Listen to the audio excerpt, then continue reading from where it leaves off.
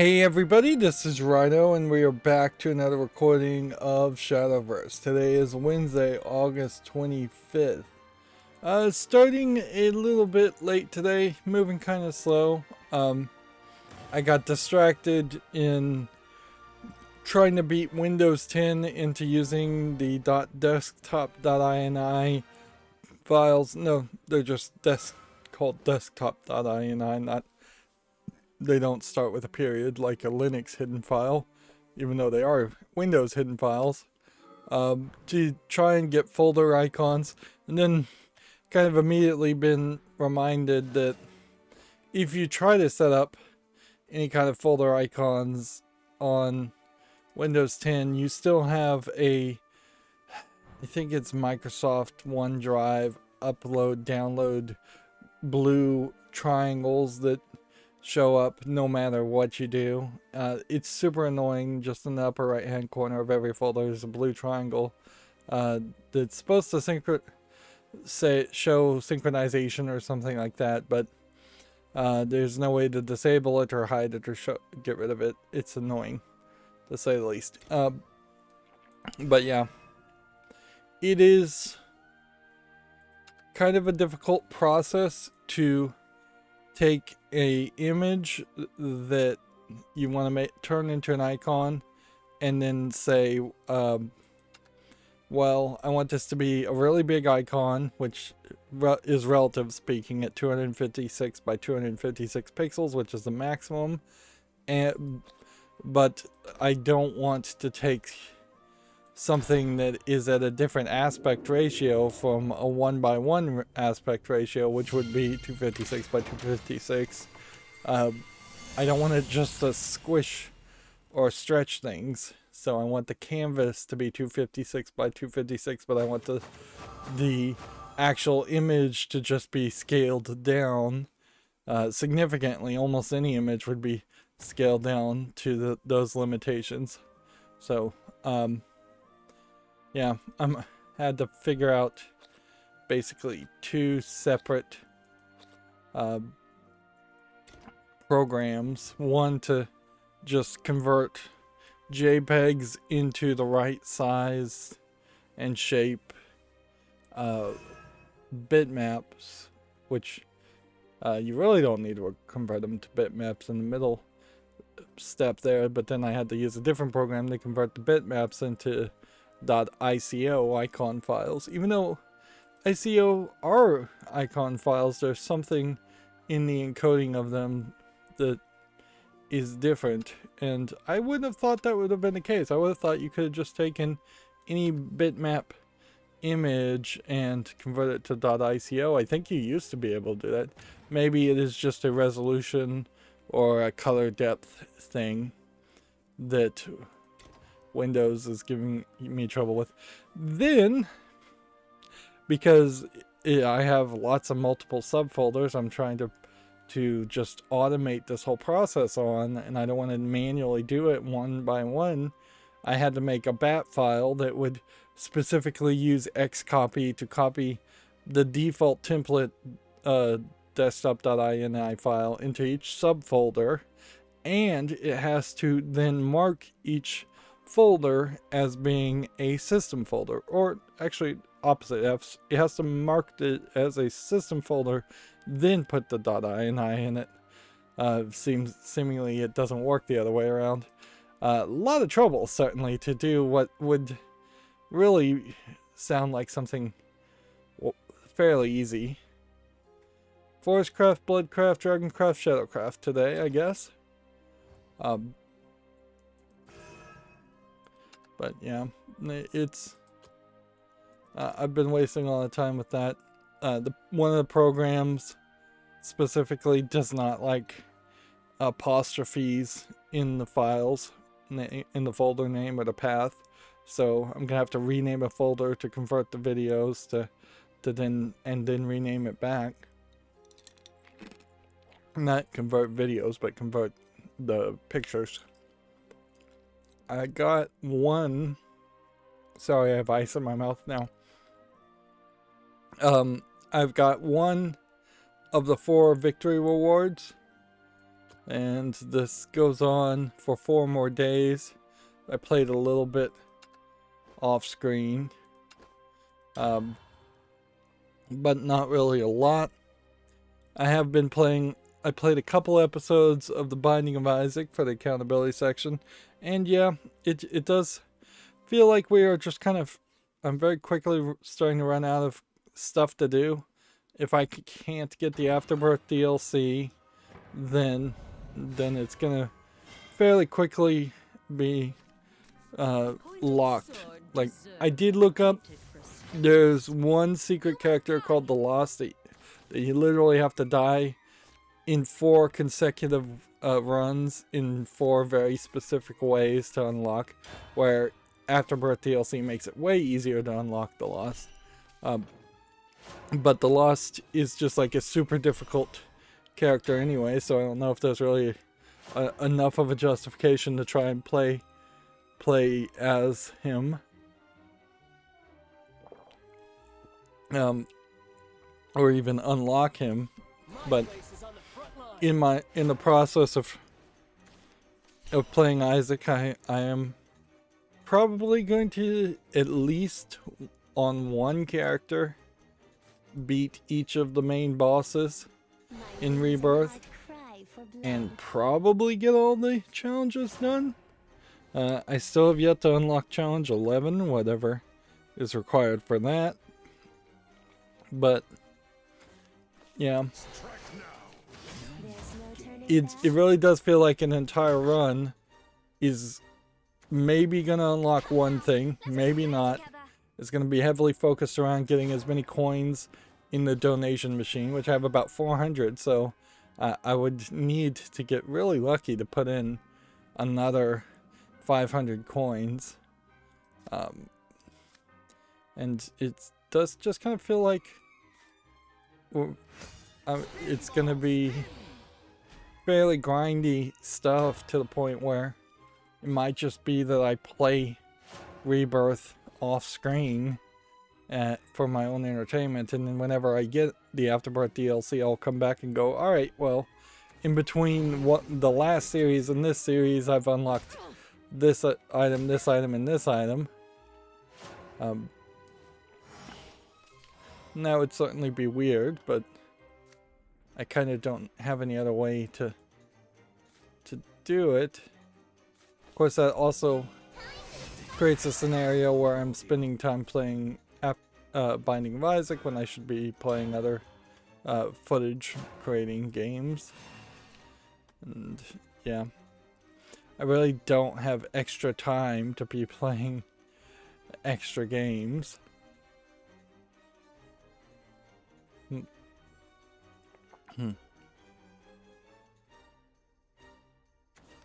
dawn shines like a beacon of hope. So yeah,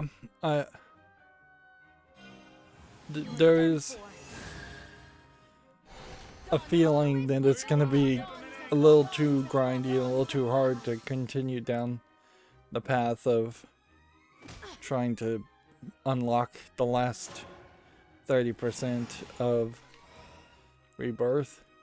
And then you kind of know the second you get Afterbirth DLC, it's gonna make a lot of the unlocks way easier. At least it makes the Lost way easier. And if you can unlock the Lost, then you probably unlock 4 or 5 items specifically that are unlockable only because of the Lost.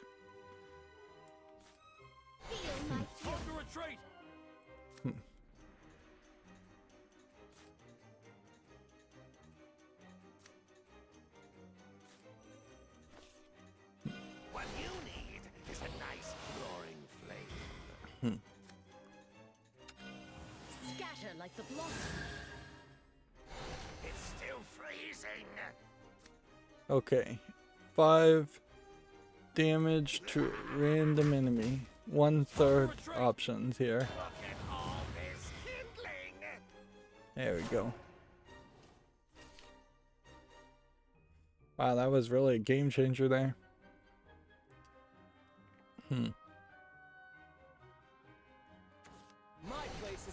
So, yeah.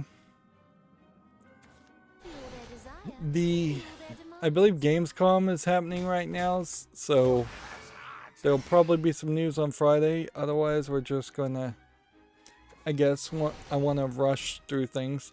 I'm very, very close to finishing my latest side project. I need to get back to the irrigation system side project. It's been rainy and I've been frustrated with that project, so I haven't worked on it. But yeah, been trying to get some metadata set up for use with Kodi or just mini DLNA streaming in general as far as videos. And yeah, Kodi is nice if you set it up, if you set up the information right, where you definitely have something that is fairly close to what a Netflix experience or even arguably with the right tweaks. And I think a lot of Kodi's issues probably are highlighted around the idea of the fact that you have to kind of tweak everything. Will it be crimson red?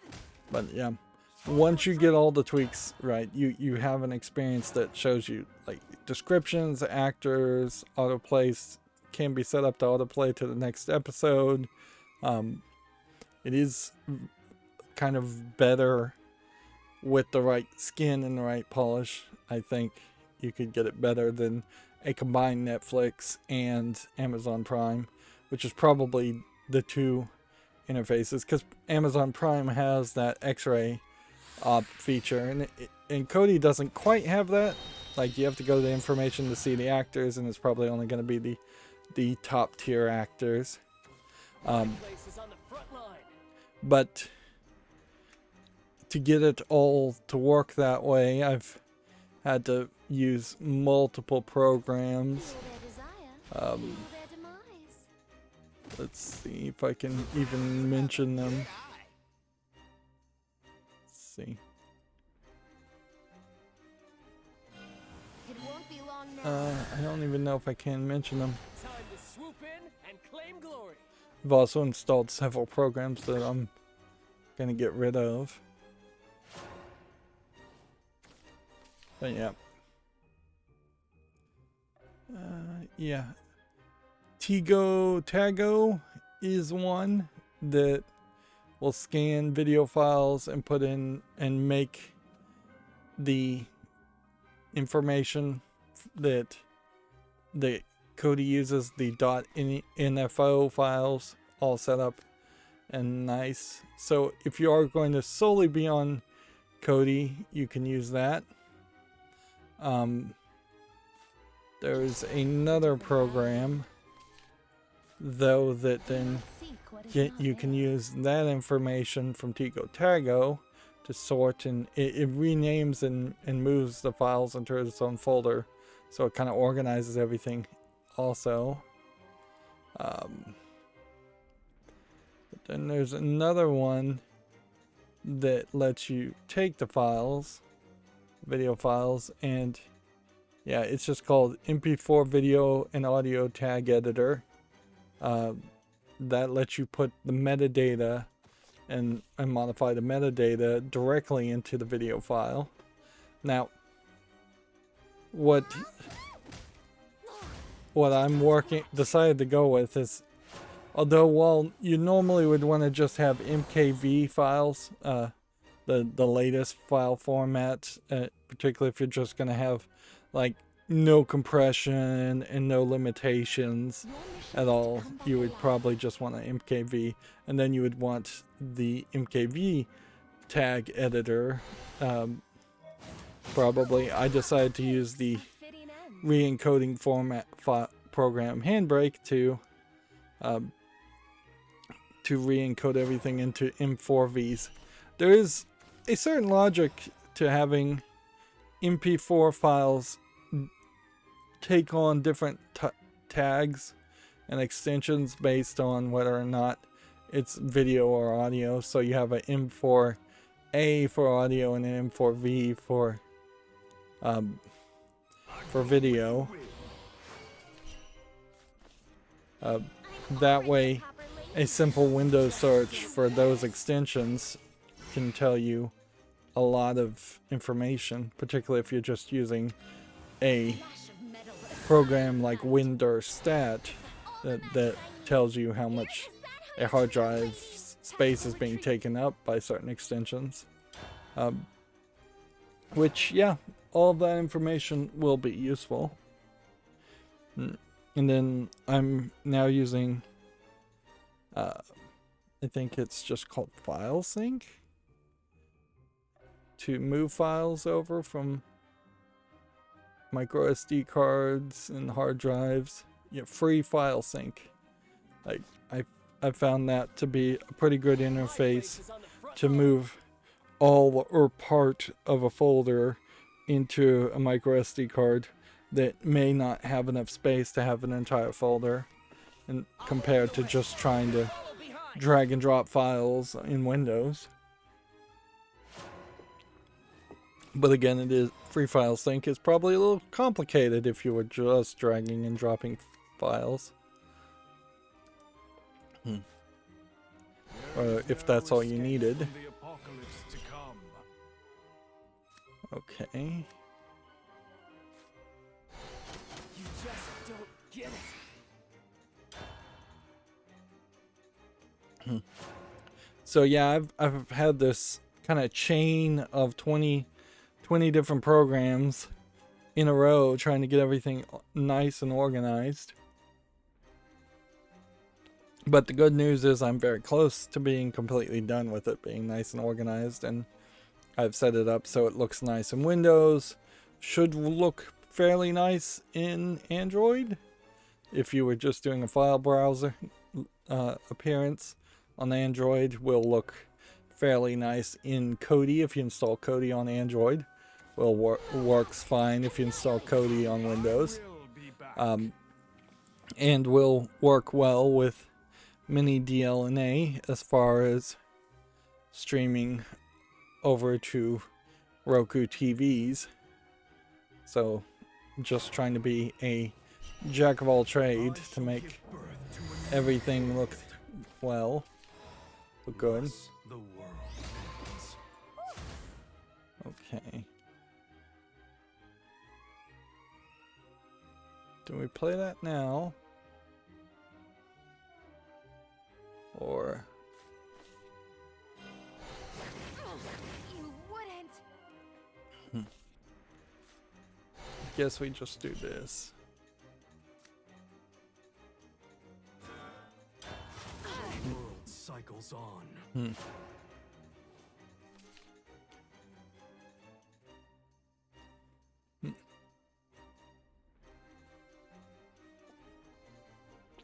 I know the MP3 tag editor, MP4 tag editor, video tag editor program has an MP3 version of it too. So finding one program that could also deal with FLAC and MP3 files would be nice also, assuming it actually can handle FLAC.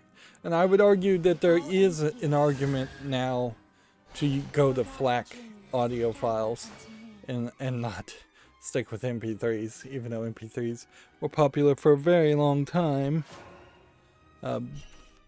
Their size issue is no longer an issue. One arrow shower, and it's goodbye. Okay. Probably gonna lose here. Yep. Let's go through the video game news, so then I can get back to playing a little bit more Binding of Isaac. My sleep schedule has been a little weird in the past couple days, where I'm kind of just waking up somewhere around 6 in the morning, which is weird for me, which hasn't given me enough time to potentially try and record for particularly Binding of Isaac episodes that could be 3 or 4 hours long. Before a live stream. So we have a game on Steam here called The Craft of the Samurai, which looks pretty as a pencil sketched visual novel. So I think I'll give that a follow at 3.39 English and Russian. This could be bad. If we could get a whole a whole nother day in which we do the fall list cleanup, that'd be great too. I opened all those tabs for the next letter, which would be the letter E, so that wouldn't even be a particularly difficult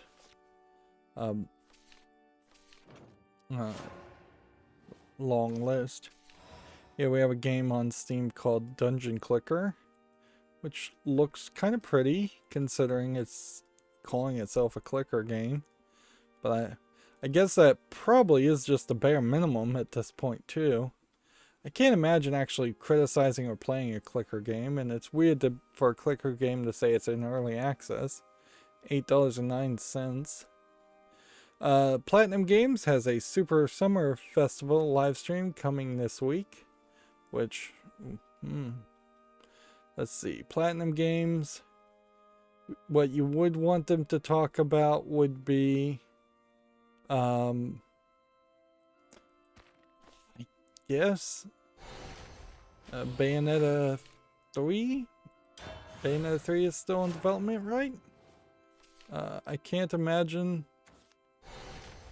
too much else. They have like Wonderful 101. They re-released that. I can't expect there to be much more added to that. Maybe some DLC.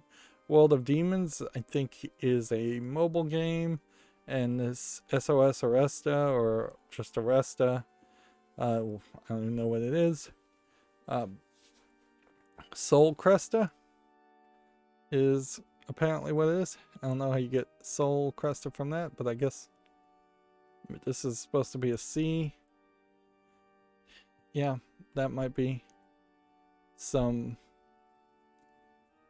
announcement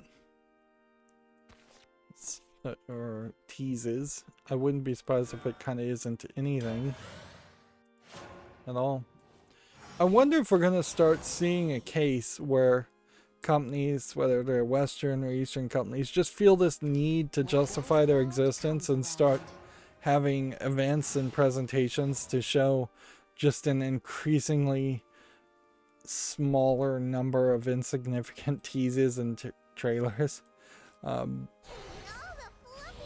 Like, to potentially get down to the point where you are doing the 2-hour presentation like Sony did, where for their last E3 presentation, where it was a very long 3-hour presentation showing off teasers for 3 games and then a bunch of junk in the middle.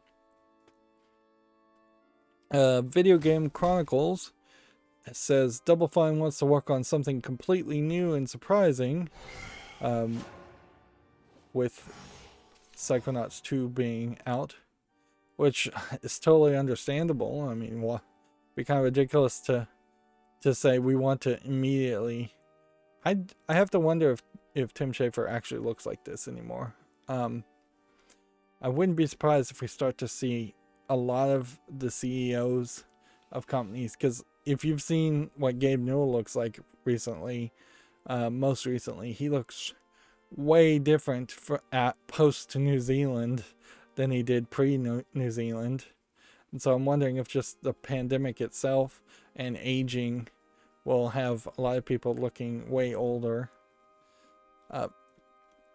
Like, logically, Microsoft probably should say, you need to start development of a Psychonauts 3 now. We cannot wait 16 years again for Psychonauts 3. We'll shut down your company before we let that happen. That, I think, would be more than a fair response. But also,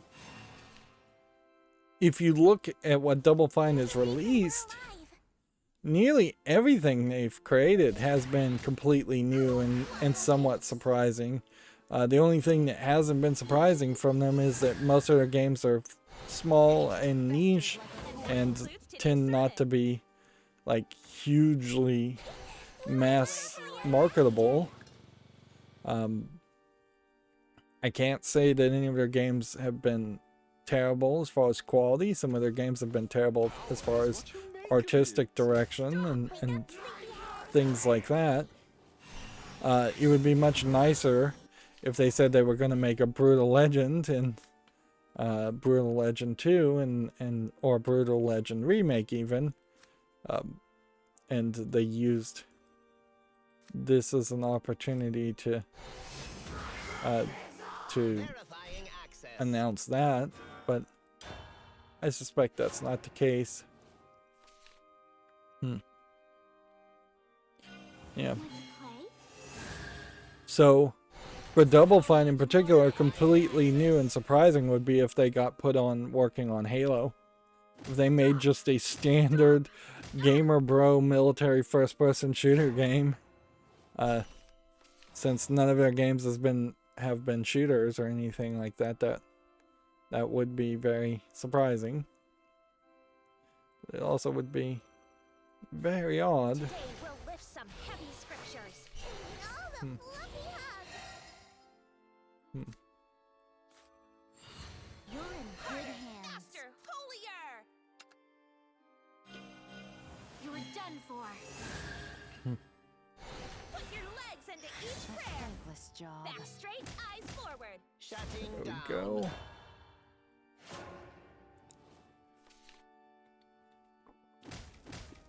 Oh, waffle cakes. I did watch the quick look of Double Fine of Psychonauts 2, and watching Giant Bomb go through the first level. I did see that there was a noticeable increase in the number of enemies, where really you kind of just had sensors, and that was it for all of Psychonauts 1. In the first level, they introduced like sensors and doubt and hang-ups. So there's like three named enemy types in the first level.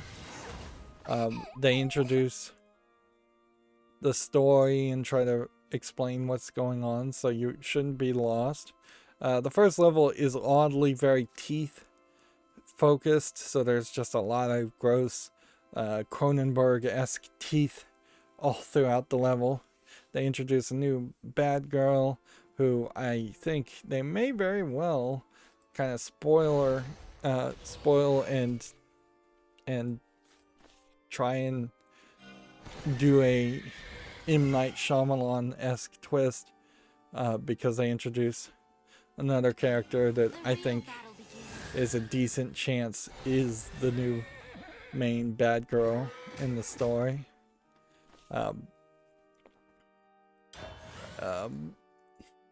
It is seemingly still fairly scripted experiences in the levels, where you are going from point A to point B, and when you need to go back to specific points, I don't even know if you're going to be able to walk backwards, because it's such gated transitions. You're picking up figments of imagination, maybe fewer this time, less big open worlds, where you're doing platforming and more narrative focused stuff.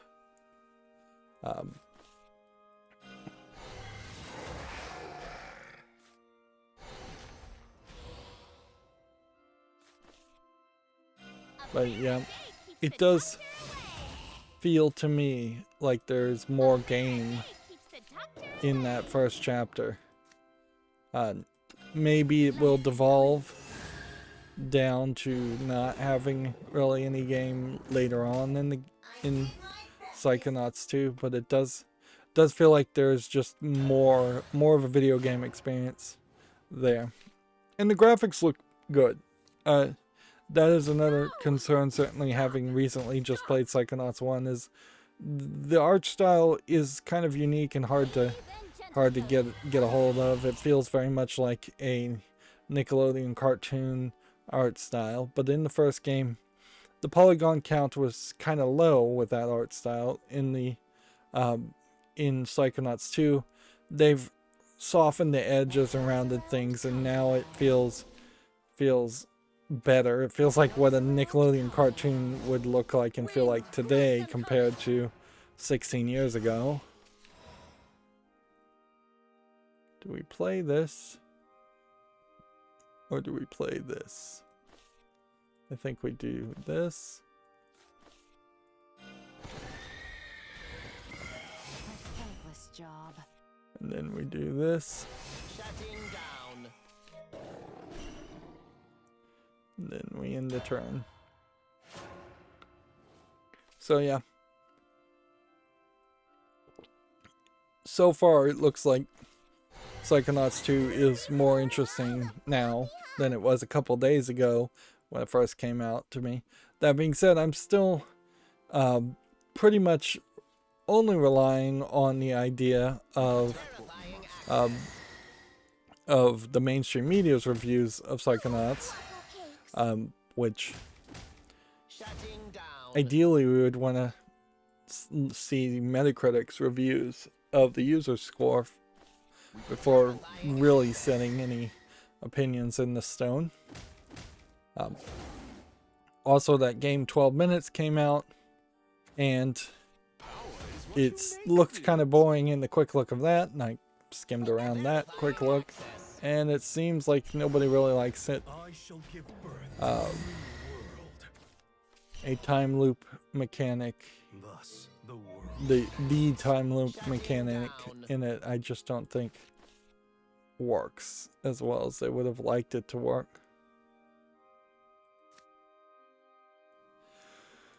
Let's go ahead and see if I can play this and this.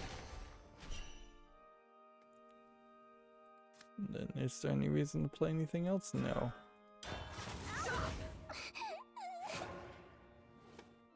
Video Game Chronicles. There's a report that alleges the auction and grading fraud is behind the recent surge in retro game prices. The auction house and grading firm are accused of colluding to manipulate the market. I had heard some things spouted like this on the Bombcast a couple weeks ago, and it does make a lot of sense that there was a new website out in particular, in that they were focusing kind of heavily on video game sales, and there was a thought that mint in box Mario 64 that went for way too much may have been bought by the auction house to hype up the idea of buying mint in box games and then bring more people to the website.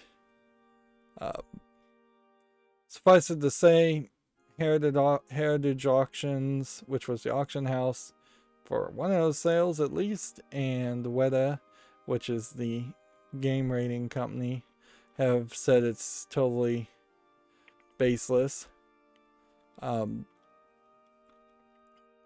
There is definitely a question, certainly, of other ways this could have happened. It's totally possible that you just have a bunch of Wall Street Bets style people who have run into a lot of money, and this is just new rich or nouveau rich people spending money in kind of ridiculous ways. That could also be the case, and inherently these accusations are kind of pointless, because when you're talking items that are so rare, and when you're talking auctions in general, it's all fraud. There's no way to really get anybody on any kind of fraud case or any law in the United States. If somebody is willing to pay for something at a price, it becomes impossible to charge any criminal intent or any fraudulent intent to that. I'm coming for you. Art is notorious notoriously almost 100% fraud in the fact that it is such, it's just the subjective price someone is willing to put on something. And the fact that you might be able to get something extremely common, like a blank sheet of paper, and put it on auction for $1 million. The fact that this was a blank sheet of paper that is going to come with a certificate that says it was sold for $1 million potentially makes it worth $1 million to at least a few people, which that's all it really takes.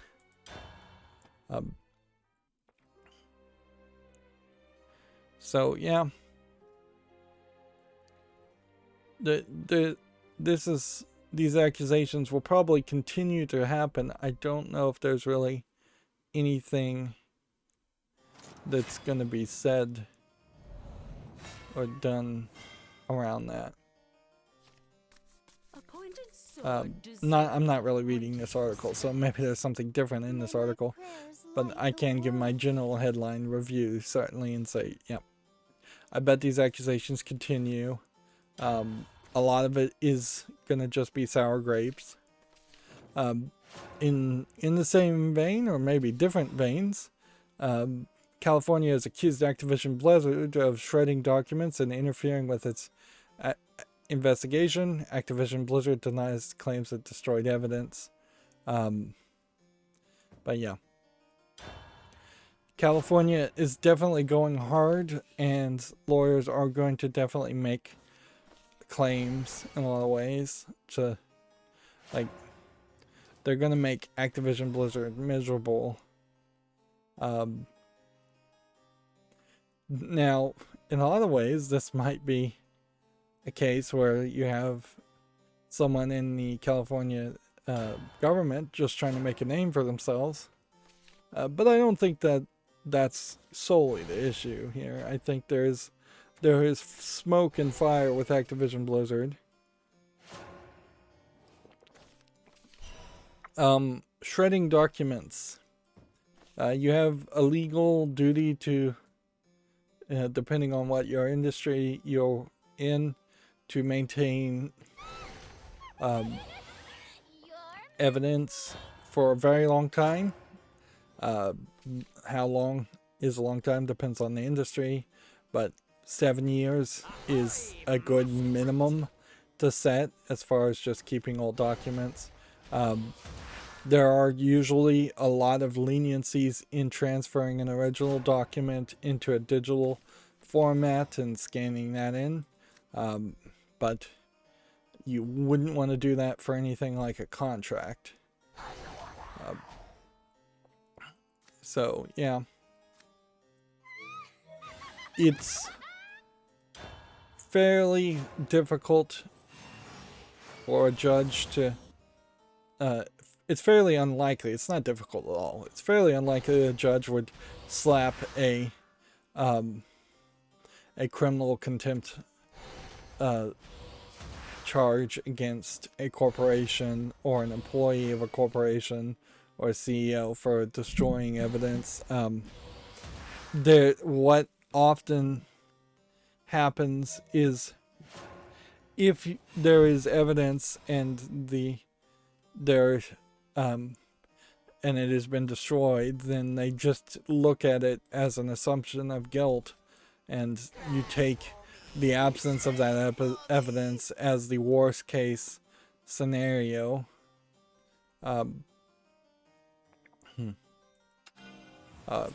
So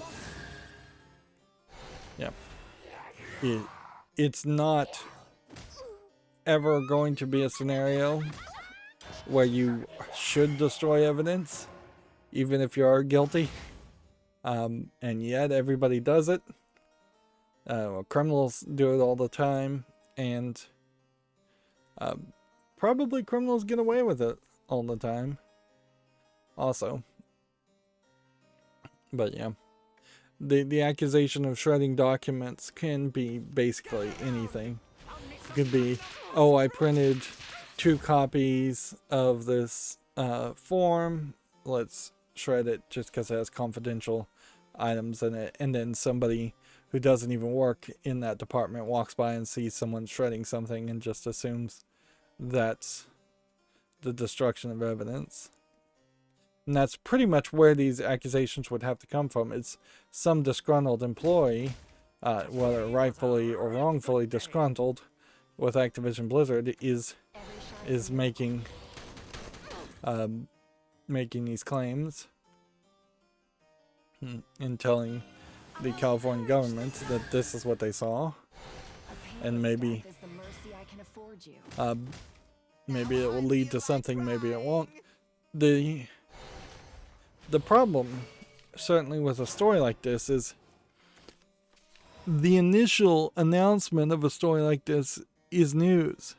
The trying to continue the hype cycle and drag it out with very little new bits of information isn't news.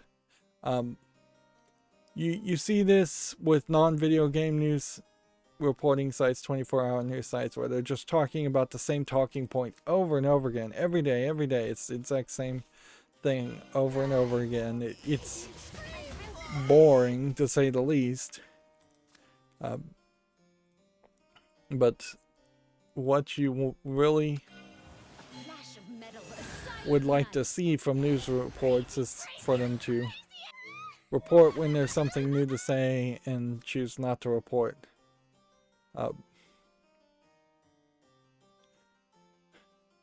Like not to report anything if there isn't actually new news. It's going to be a long time before Activision Blizzard really gets charged with or sees even their first day in court, let alone their last day in court around these claims. And in the meantime, Activision Blizzard is going to try and continue to be a business or potentially shut down. And yeah. It would be slightly weird if at the end of all of this Activision Blizzard does disappear, but I bet it doesn't.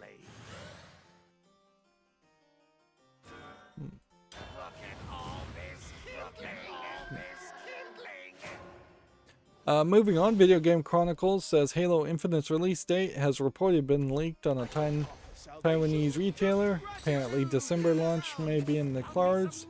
I mean, you can pretty much just guess that, and there's no guarantee that that number is anywhere accurate. Hideo Kojima had his 58th birthday. He pledges to continue creating until my brain stops working, which, this is another not news story, really.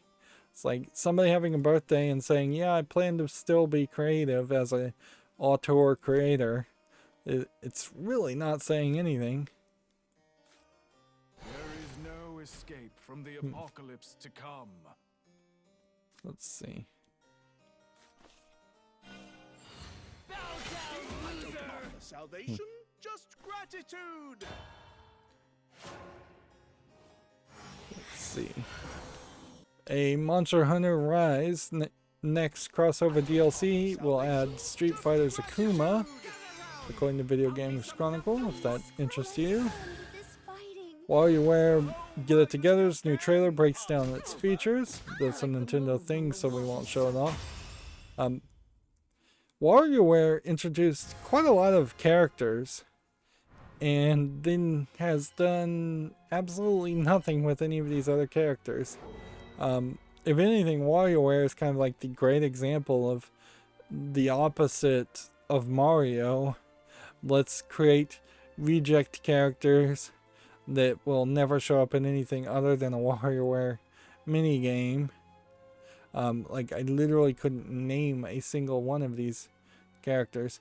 And in all fairness, Mario has also really failed to introduce any kind of new characters either. Dragoncraft and Forestcraft. Let's try that. Let's see. Dragoncraft. Do we even have a Dragoncraft? Yeah. Yeah, Nintendo's been pretty bad about introducing any new characters from any new games. Video Game Chronicle says the Halo Infinite December 8 release date will reportedly be announced today. So they have another article and that Gamescom is happening, so that would make sense. The Watchdog Legion has launched the Assassin's Creed crossover with the latest title update, which, yeah, I suppose this is the right amount of talking about a crossover event or an expansion. You talk about it when it's first announced, and you talk about it when it's live. And that's 2 news cycles, and that's more than enough, I think, for a DLC. And frankly, that would be about as many news cycles as I would like to have for every game, unless there's something particularly interesting about the game. I'd love to see people get away from the Japanese style of announcing something new about the game every 3 days. Let's see. Video Games Chronicle says PlayStation, Xbox, and more will appear at tonight's Gamescom opening night live. Star Wars Skywalker Saga, Call of Duty Vanguard, Death Stranding Director's Cut, Far Cry 6, and a Saints Row reboot, I believe is what that is. Yeah, okay.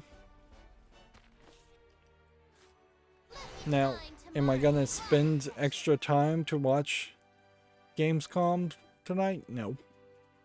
I've got better things to do with my time than just watch something that I can watch at two speed later if I need to sit through all of it, and can mostly just ignore, because by this time Friday all the announcements will just be on Twitter reported.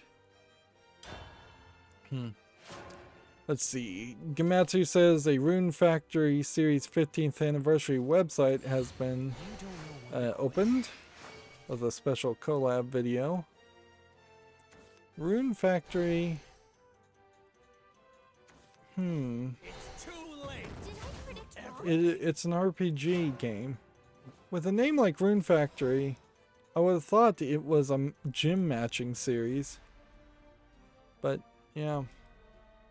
It seems like it's a half farming, half RPG series. Looks interesting. Interesting enough. Although, I don't know if I really want to play any of these like Stardew Valley style games. Just go ahead and hit this.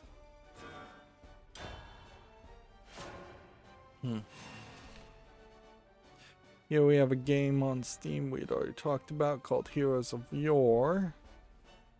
And Drift Kings we'd already talked about. And Jubilee we'd already talked about. And I think we had already talked about Heartbeat Regret. I opened too many tabs, obviously. Metal Golem First Contact. We already talked about that one too. Okay, UFO versus Bikini, we talked about. Bird's Eye, a relaxing card game about building balanced ecosystem. For a second here, if this was a card game that specifically told you about birds and it was like learn bird watching, I might be more interested in that as an idea. A Day in Space.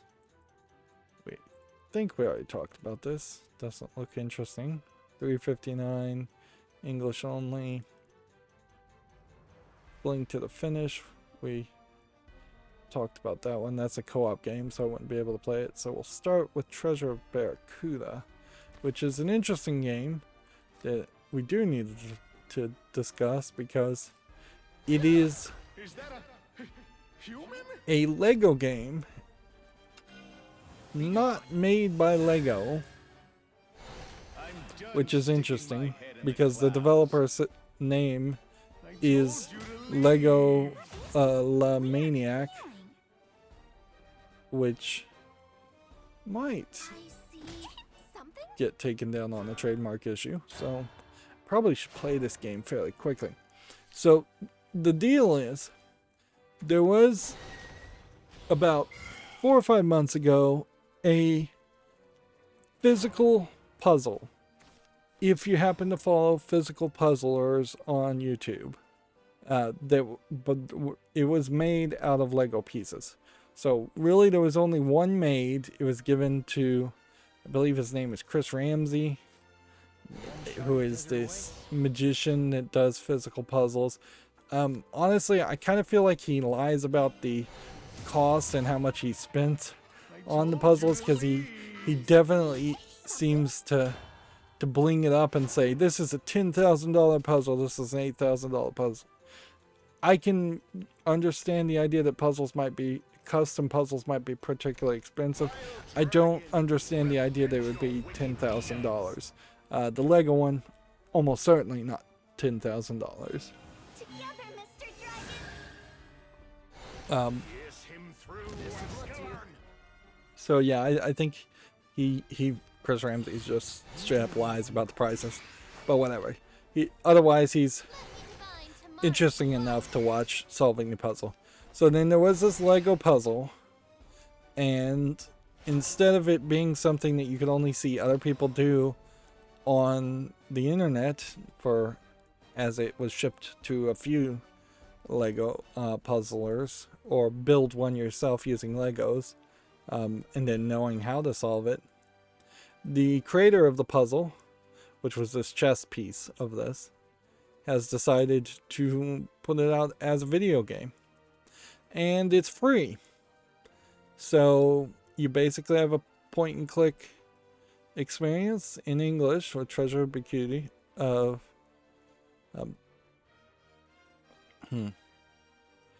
he is trying to get people to support his Lego Ideas page to make it a Lego set. So this is a free game to promote his Lego Ideas set to I guess, I don't think you get paid or anything if your Lego idea becomes a set.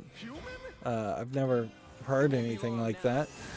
There's been maybe a dozen Lego sets that have actually made it to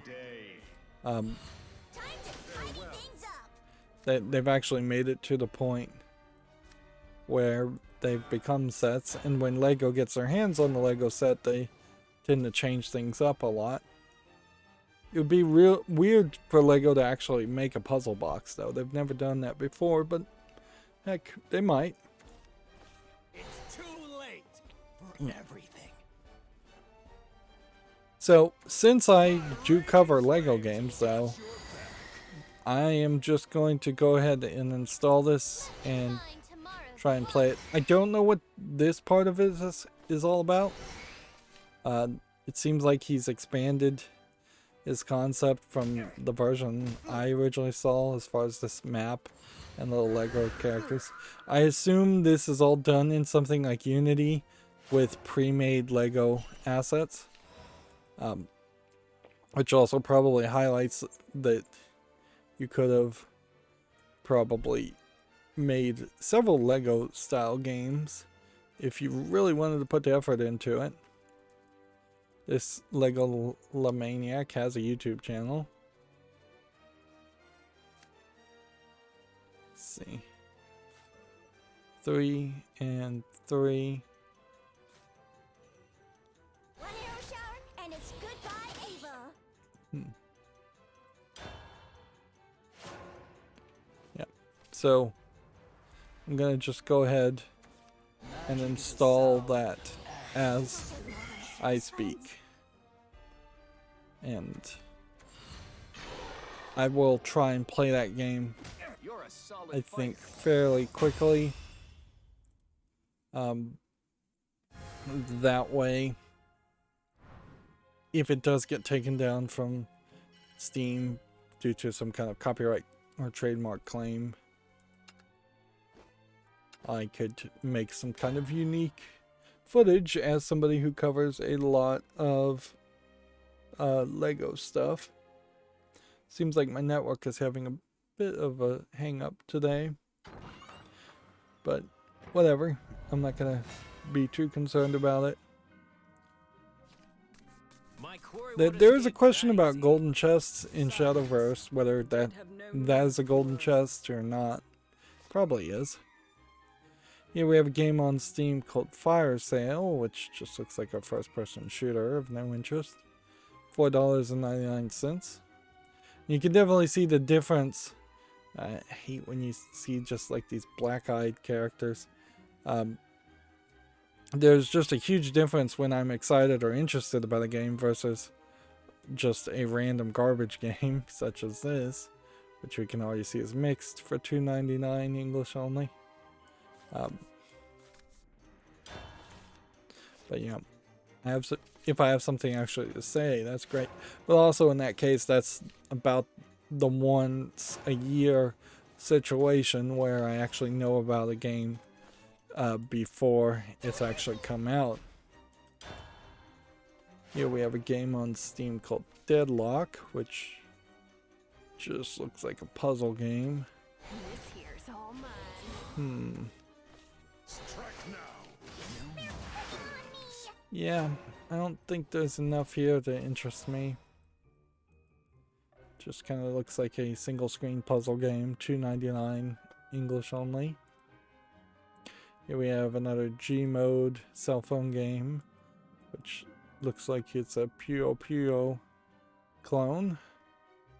$4.49, Japanese only. Let's see.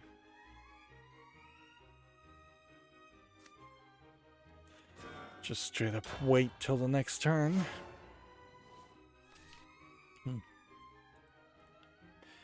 Gametsu says the 3D sci-fi action adventure game Zeal has been announced for PS5, Xbox Series, Switch, and PC.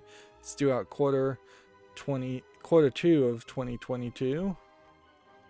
Already has a Steam page, but let's just stick to looking at the announcement trailer instead of opening a new page, which would actually take more time, and I haven't really considered that in the past. So yeah, we may start to see more of these soft cell kind of bindy characters, CGI characters show up in games. And that may just be the new way kids animation is depicted. I wouldn't be surprised if a lot of the animated Disney type movies start to look a lot like this also, where it is just a little low polygon, not super low polygon, but definitely not trying for a hyper realistic appearance either. Alright, can we do 2 cards? We can do this, and then in the turn. But yeah, Zeal looks interesting enough. A game called Undecember has concept and skills trailer, and a teaser website has been opened. It's a hack and slash RPG due out in 2021. We're running out of time in 2021. Ooh, it's from Line Games, which was the publisher of Destiny Child in the first couple years. But that probably doesn't mean anything because Line also has a chat service and they publish a lot of things. This looks interesting as far as monsters and different looking monsters.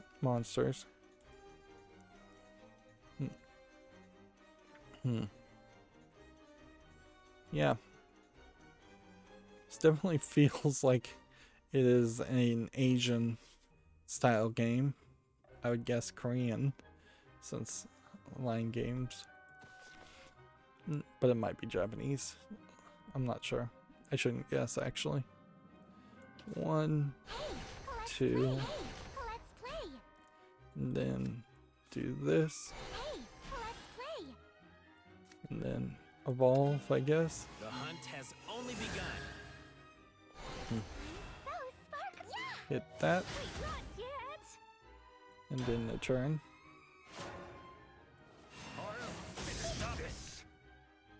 Let's see, here we have a game called Labyrinth of Toho, Gensokyo, And the Heaven Piercing Tree, another Toho game, obviously. Although this time it seems to be more of an RPG, maybe dungeon crawler. That's what it's tagged as. Bow before my tempest. These Toho games seem to still go all over the place. Wind, grant them courage. It always feels like when I see these Toho games that there would be some kind of manga or anime series out there that would establish these characters and make them explain that they're beloved characters and that they have this real niche audience. But I can never really find that. This is way too expensive at $23.99. English, Japanese, Chinese. As far as languages it does support.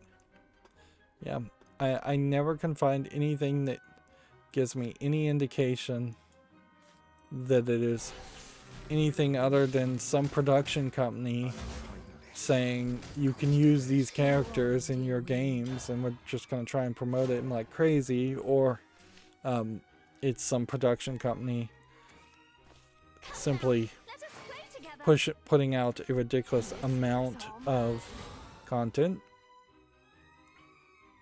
Here we have Aliens Fireteam Elite. It's been a long time since we've had an Aliens game. It's been an incredibly long time since we've had a good Aliens game. I heard from Giant Bombcast that they didn't really like this game. But people who are playing it, I think, do like it. According to reviews. Third-person survival shooter.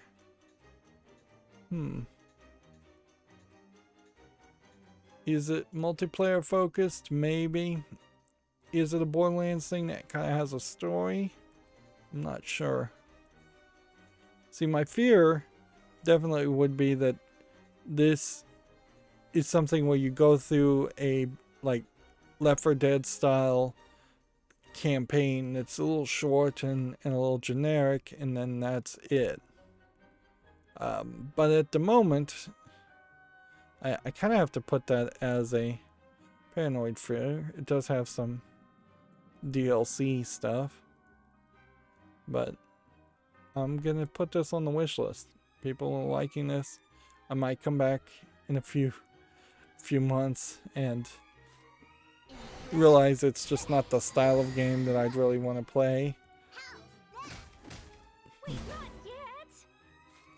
The uncharted desert awaits. We doing this? These wheels turn for me. But yeah, at the moment, I have to put it on the wish list. It's already passed 30 reviews. It's rated very positive. It's not in early access. It's developed by Cold Iron Studios and being published by Cold Iron Studios and Focus Home Interactive. Cold Iron Studios does not have any other games on Steam. I won't hold back. We haven't lost yet. The Tourist, Tourist, is coming to PS5, PS4 on September 9th. So this is Stop it. a blocky looking game. I'll show no I don't mercy. think that there's Nice marksmanship. anything else to really say about it. Looks like you wander around, maybe do some dungeon crawling, and yeah. These visuals just don't really match in my mind what you would want for a game like this. I mean, it kind of feels like, hey, let's make a Zelda game, but then let's use blocky graphics for no reason. That doesn't make any sense to me. Let's see, Melty Blood Type Lumnia has the Miyako Arima trailer. So, I don't know whether teasers and trailers for fighting characters in fighting games should get special treatment or not. Like, theoretically, I probably am never going to play Melty Blood. If I am going to get in fighting games, it'd be kind of weird to play this one. Although this one does look like it kind of appeals. But it doesn't really personally help me to hype myself up on a fighting game, seeing maybe a dozen trailers for a dozen different characters. But then on the other hand, it is actual news, where so often most video game news is not news. Like, being actually shown how the characters are going to animate and look and fight is very vital information for a fighting game. Much more than if, say, a 3D platformer put out a trailer just showing how a character jumped or punched characters, because those are all very basic things. Or if a first-person shooter game had a teaser trailer just showing how you shot characters, those all play almost exactly the same in every game, so it's not... those things would be expected, not extra treats. So much of fighting games, I think even from the beginning, are heavily based on the graphics. Gameplay mechanics are important to the pros, but to get the newbies in on day one, your game has to look visually interesting, whether that is because it's graphically gory like Mortal Kombat, or whether that's because it's very pretty like Street Fighter. Either one may be the case. Go ahead and hit that, I guess. Tsukihime, A Piece of Blue Glass Moon, has a 10-minute gameplay video too, but in this case, I think that's probably a visual novel, so 10 minutes of visual novel gameplay is nothing. What we can see here, and I want to mention this if I can show it there on this long live stream. Can we get there? Alright, let's stop here. They are now still in Japan, where lots of people still have COVID. Immunization and vaccination is low. The Japanese, I think, in particularly suffering by trying to, in their default mode, blame foreigners first and foremost, so that they're not taking enough responsibility or any responsibility to say, hey, Japanese people also have COVID, and they also have to act in a better, safer manner.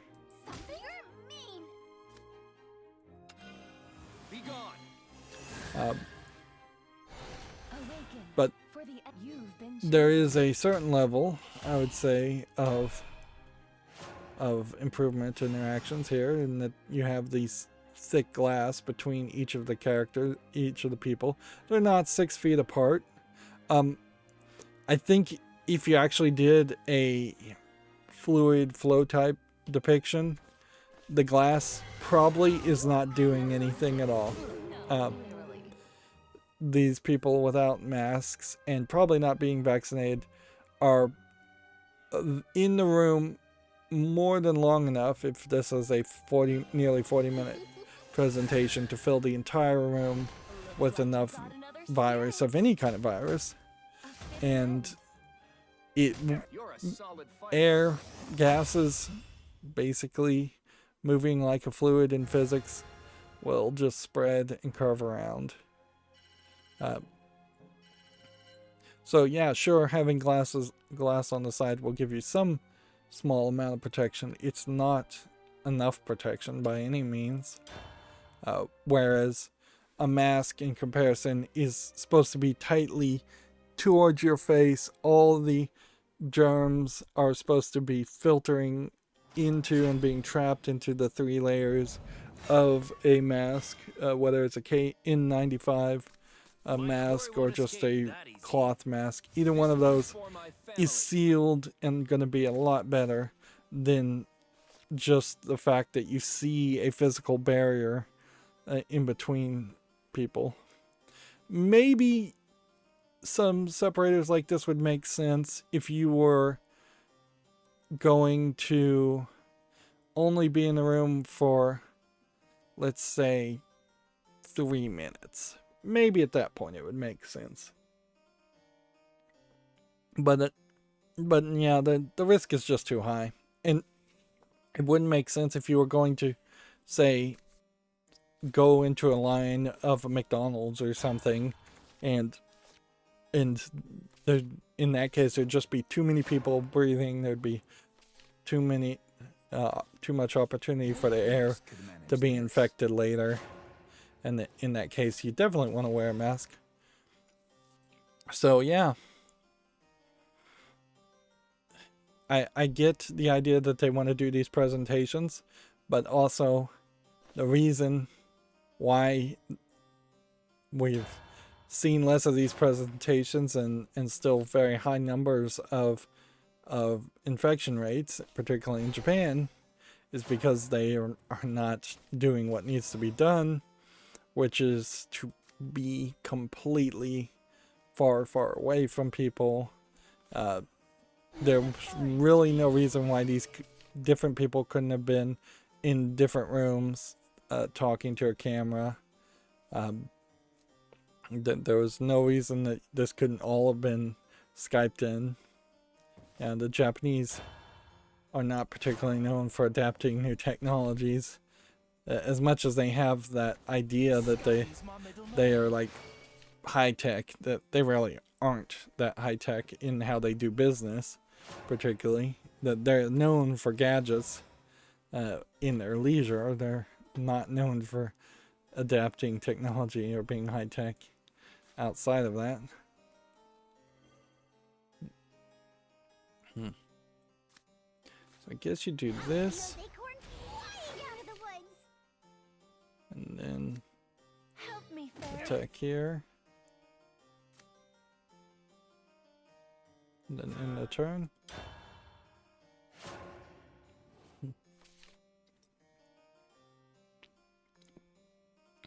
Particularly since they're just talking about video games, they could have just been talking into a microphone the whole time. Stop it. And undoubtedly, some of the Japanese presentations are built on a tradition of kind of the cheap, bad way Japanese live-action TV is done. And yeah, anime in particular probably would not exist if Japanese live-action TV was done with a higher budget and just an eye towards higher quality. Hey, let's play. Cheers for a grand slam! The hunt has only begun. First MVP. Hey, let's play. Cheers for a grand slam! Okay.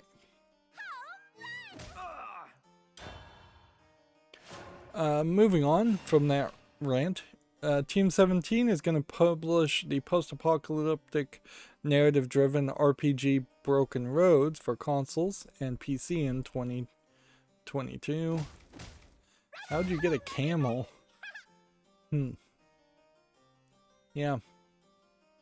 That would be very interesting to find camels in prevalence in the United States.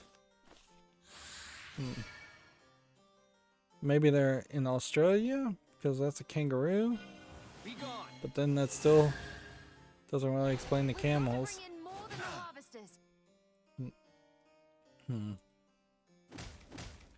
Yeah, this looks like maybe a Fallout clone more than anything else. Fallout 1 and Fallout 2. Which, honestly, now that Microsoft owns Bethesda, would make a lot of sense for them to try and make a Fallout side game that is like the first couple of games. Just to dip their toes in it, if nothing else. You want to hunt? Be my guest. At least we got our mark. Hey, let's play.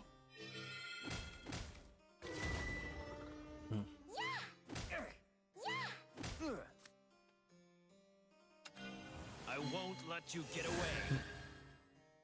That beast is my savior. And sure. Hey, let's play. Could have probably played a little bit better there. We have a game on Steam called Panda in the Clouds, which doesn't look like anything, just kind of a platforming tech demo more than an actual game. $1.19, English only. Yeah, this really feels like programmer's first video game project, more than anything else. It won't be long now. Here we have something in Asian called Aname Switch, which looks to be a dating sim, visual novel. Stop it.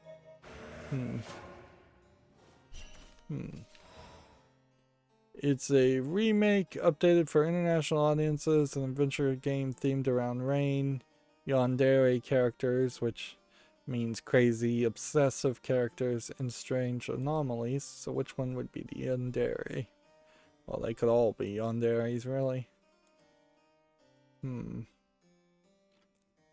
see. $8.39. I guess I have to put it on the follow list. The only other thing I could think is, was there...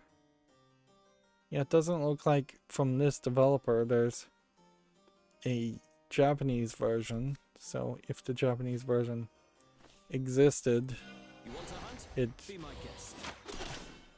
very possibly didn't This is the exist on end. Steam. That beast is my savior. You want to hunt? Be my guest. I know your scent. I'm home. Did I predict wrong? The uncharted desert awaits.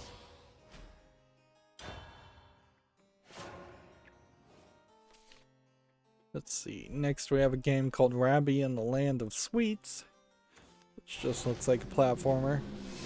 Doesn't look terrible, but really doesn't look like anything special. English not supported, free to play, Japanese only. Here we have Fractured Hell, which I think we had already talked about this game. Looks like it's a top-down asteroids game with maybe some roguelike elements. Top-down shooter, bullet hell. $2.99 English, allegedly full audio. Let's see. Can't evolve this anymore, so we might as well do this. Return to the earth. And then we can do this. There you are, my little trespasser.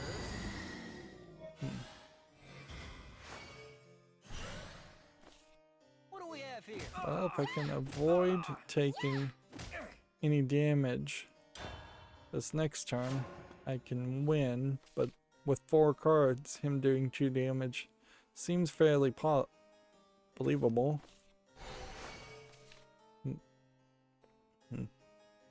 Looks like you might need to draw for cards playing just a Natrian tree. Or he's conceding. Either way, we have a game on Steam called Police Sentry, which seems like it's a police game. Cops and robbers hide and seek game. Seems to be co-op focused. $1.99. Says it has single player, English only. Yeah, seems like all you're doing is running around catching cops, and you have a bit of a boost run. Yeah, What an I oath. don't see an argument here. Okay, what can I do to do 1 damage this. This is where I truly shine. You're a solid fighter.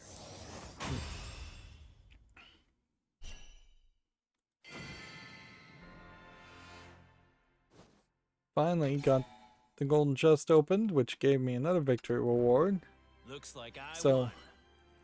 theoretically, I need to now like try and win 5 more games, I think, or get 5 more chests to move forward towards the next golden chest reward.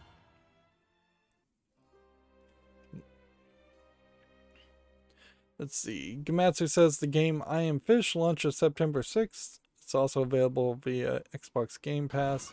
It's coming out for PC, Xbox One, and Xbox Series. I suppose we should My core would look and escape see that easy. what this This is. one's for my family. Definitely feels like that Finding Nemo style game where you're gonna try and move your fish through a lot of different places. A lot of those places seem to not actually be in the ocean or in the water.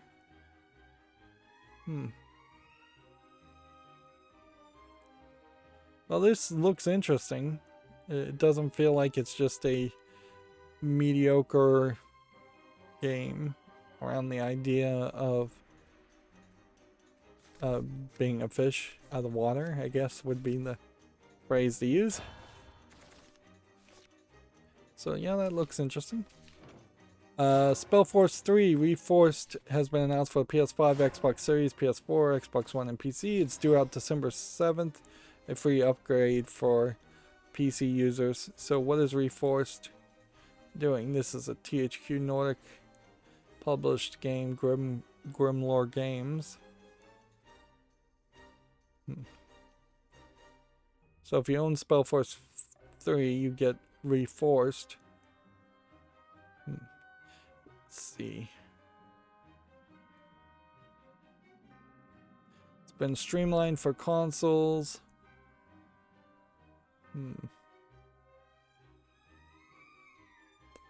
That may be the only thing that's actually really being talked about as far as the Reforced. It's just like a remastered version, I'd guess. This does not look bad visuals for this trailer, but I wouldn't be surprised if this is actually a complete misdepiction of what the actual game looks like. Yeah, it probably is. That's a bad trailer because it makes the game look very different from what it is. It's more of a Diablo-esque game. Unfortunately, part of the problem with the desire to potentially play a Diablo-style game is that there's no general consensus as far as what Diablo clone is the Diablo clone to play. Whereas if you wanted to play World of Warcraft but didn't want to play World of Warcraft, Final Fantasy 15 is obviously the game you should be playing. And I think few people would have any other suggestions even. There probably are a few games out there that you might want to consider, but The forest abandoned me. yeah. Help me, fairies. Diablo-wise though, I have no idea. Hearthstone, if you want to play Hearthstone but not Hearthstone, Magic Arena is probably the game you'd want to play. Unless you don't want to support Wizards of the Coast, which is my case, then who knows what the consistency suggestion would be there. I chose Shadowverse. Was that the right choice? Maybe, maybe not. Maybe it was the right choice for me, but not for everybody. I definitely am skipping from Shadowverse to the second Inner Marvel card game whenever it comes out. If it ever comes out, I would have really thought there would have been a lot more announcements around that, and there would have been a lot more progress towards that.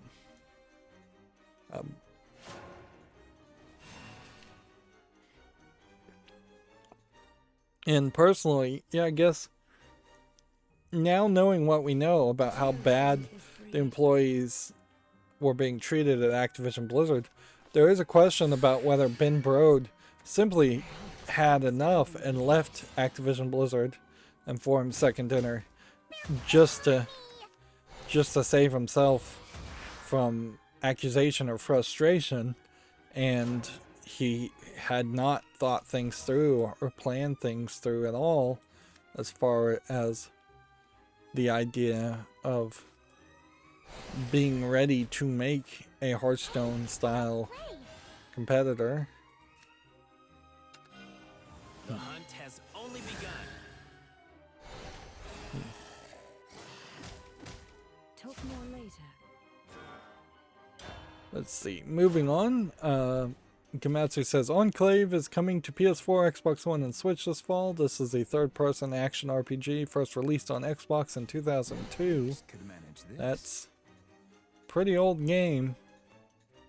You would expect there to be more to it than that. The re-release will include upgraded visuals and sound effects, an enhanced soundtrack with 20 new tracks, remastered music, and from the original game soundtrack, and even more. So it's basically a remake.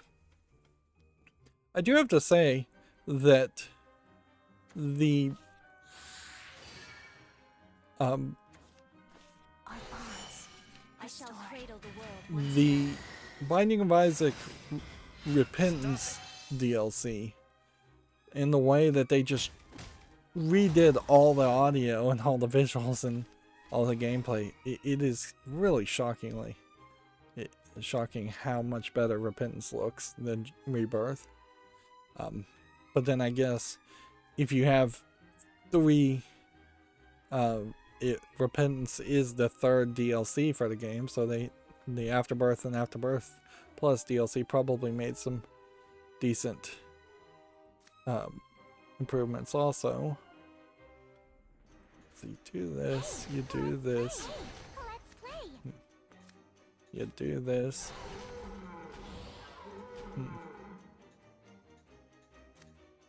I evolve this. I won't let you get away. I'm home. Here we have a game on Steam called Pixasso 2, which seems like it's just a coloring game. Did you send this breeze? Yeah, pixel art coloring game. I don't know why he mixed the two ideas. $2.39, English only.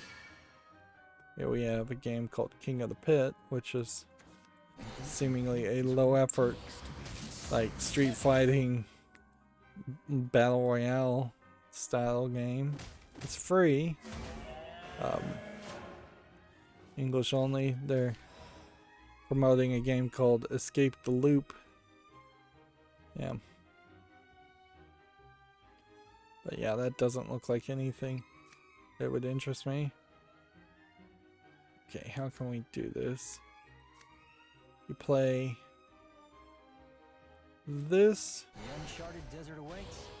then this, All I need's an opening and you're toast. then this. Let's play.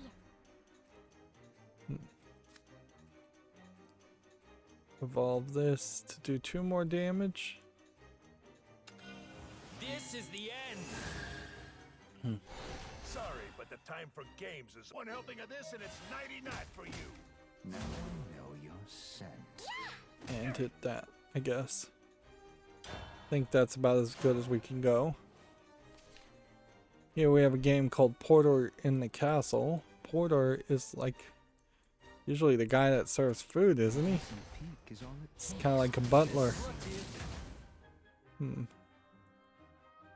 Or a transporter, maybe. Well, regardless of whatever this is, says it's a puzzle game, and it to me just doesn't feel like there's enough gameplay elements in it. $5.99 English only. That's a fairly expensive game, saying it's 40% off of $10. Yeah. Hey, let's play. I don't think I can buy that pricing. Now I know your scent. Let's see. Here we have a game called Hoa, H-O-A, which looks like a brightly colorful game where you're maybe just flying around. It says it's a 2D platforming relaxing game. Well, the visuals here look very good, and that brings it to a new level of consideration, certainly. Whereas I probably would just have dismissed it immediately if it was just a platforming game with no enemies. Stop it. $12.74, whole bunch of languages. Rated very positively again. We are starting to see a lot of reviews on some of these new games. But yeah, I don't know any reason why I shouldn't trust the reviews. So I'm going to put that into the wish list. Let's see. If we did this now, it wouldn't work.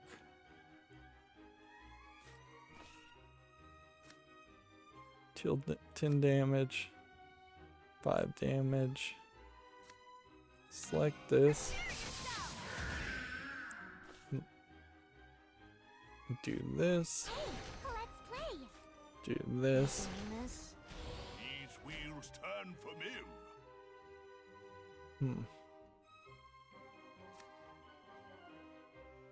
Do we evolve here? Or do we evolve here? Or do we evolve here? I guess we evolve here. Hunt has only begun. Come at me well. Hit that. Hit that. There goes the wheel. I should have evolved this, actually.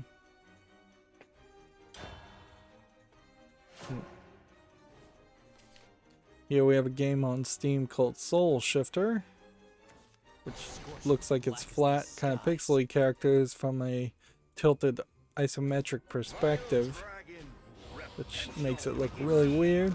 Also looks fairly dark. As a dungeon crawler, early access, $13.49. It's gonna be a no. Here we have Killer Clutter, which obviously is just a low effort asset flip match game, if I would guess. $8.49. Yeah, they're calling it a hidden object game.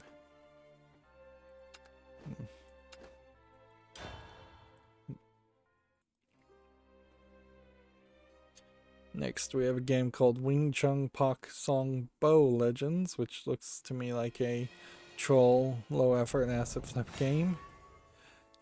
$8.99. English, allegedly full audio. Here we have City Game Studio, a tycoon game about game dev. That seems like that is just a combination of random words. Once again, we have a game here that I guess has just come out of early access, and now I guess what's on Steam tells you when games come out of early access. So it's reviewed very well. That would explain the high reviews. That being said, I just don't see anything here I want to play, so I'm going to say no to that.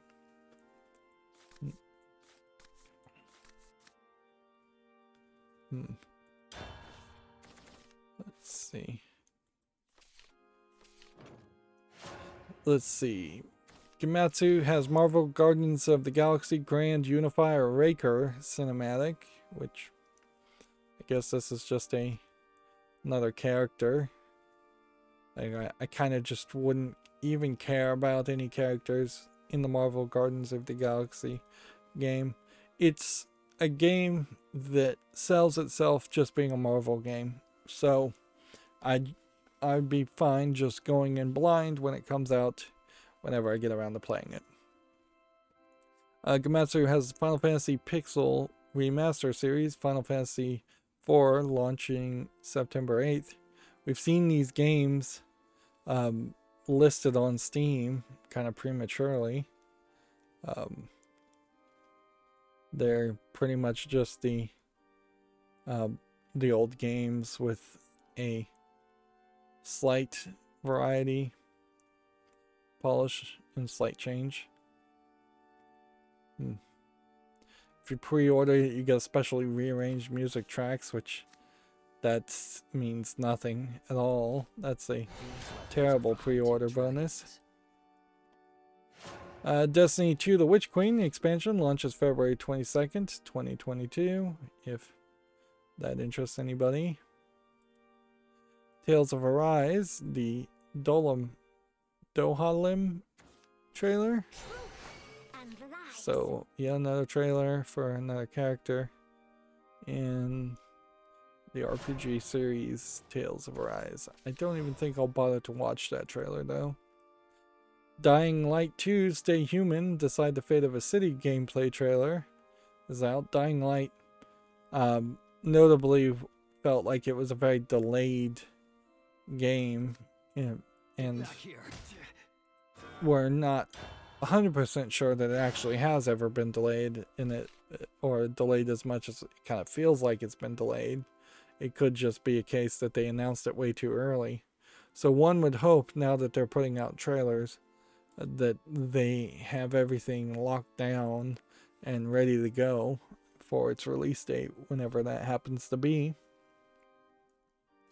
Gamatsu says, Humble Games upcoming games lineup is coming to Xbox Games Pass on day 1. So Archvale, RCHVL, Next Space Rebels, Midnight Flight Express, and more. The weird thing here, though, is I don't recognize any of these games. These are all being published by Humble Games, which is, I think, still connected to the Humble Bundle. They were definitely at one time, but then there definitely was a point where Humble Bundle got bought out, and most recently has shown that it is going to try and turn what was a service product of charity into a capitalistic product of getting money out of people.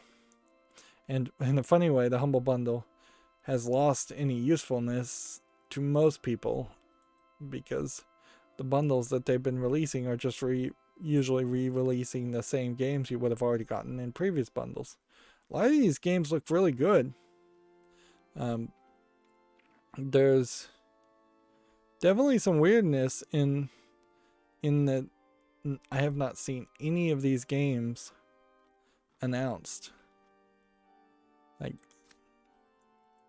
and I guess it will just be a question as to whether those games come to Steam. They say they're coming to PC on day 1, but that would be through Xbox Game Pass. But yeah, those are very pretty looking games, or interesting looking games at least. Let's see, a fast-paced retro first-person shooter roguelite called Into the Pit has been announced for Xbox One and PC. It's due out October 19th. Let's see what it looks like. So many games try to set themselves up in a hell-like world and fail kind of miserably. This looks like it might be something, but maybe not. In a funny way, I kind of want one hand to always be a gun, instead of just two magic hands. I want that BioShock concept more than I want just two hands that do different magic spells. Yep. And it kind of feels like a game called Into the Pit is just going to have you going around a circular arena fighting people over and over again. Instead of trying to have a lot of areas to search or places to hide and investigate.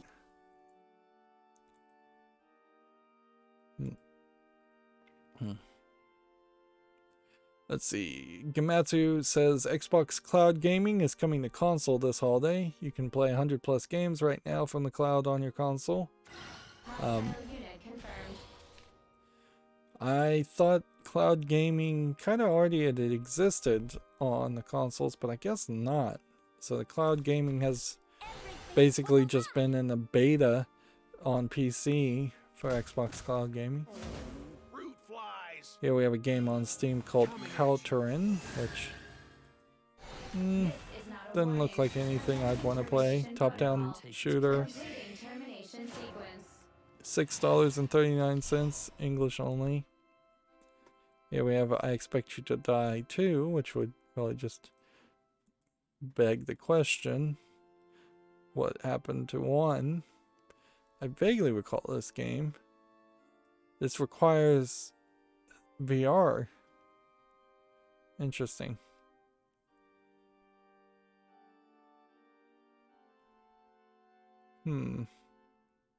This is an interesting depiction of, like, what they think it would look like for you to play in VR. Well, not actually being what it looks like to play in VR. Maybe all VR games should kind of look like this.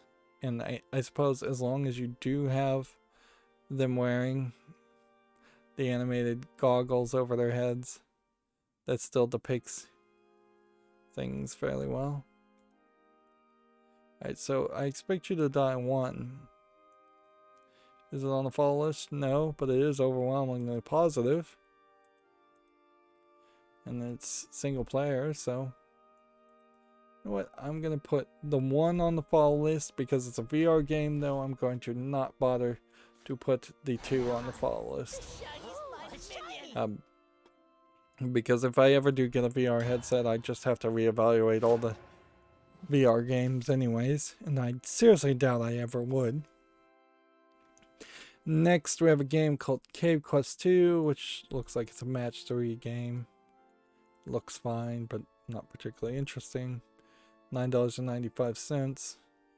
This Battle Chef Brigade, I really wanted to like that game, but I really didn't. English full audio. I don't think the game had enough variety, frankly. Here we have a game called Night Links, which looks like a really low polygon horror game. Yeah, and I think at this level of polygon, you can't really call this a retro 3D horror. You just call it a mess and leave it at that. $3.99, no discount, whole bunch of languages.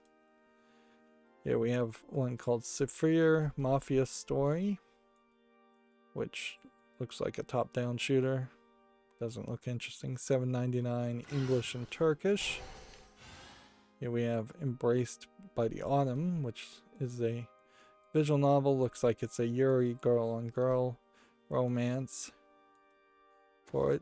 The animation seems like it might be good, but it might be a little rough. But yeah. $17.09, English only. We can put it on the follow list. Yeah, we may very well hit a point where we do a follow list cleanup and realize that there's just a massively, ridiculously large collection of visual novels, and those visual novels are not going to be of particularly good quality.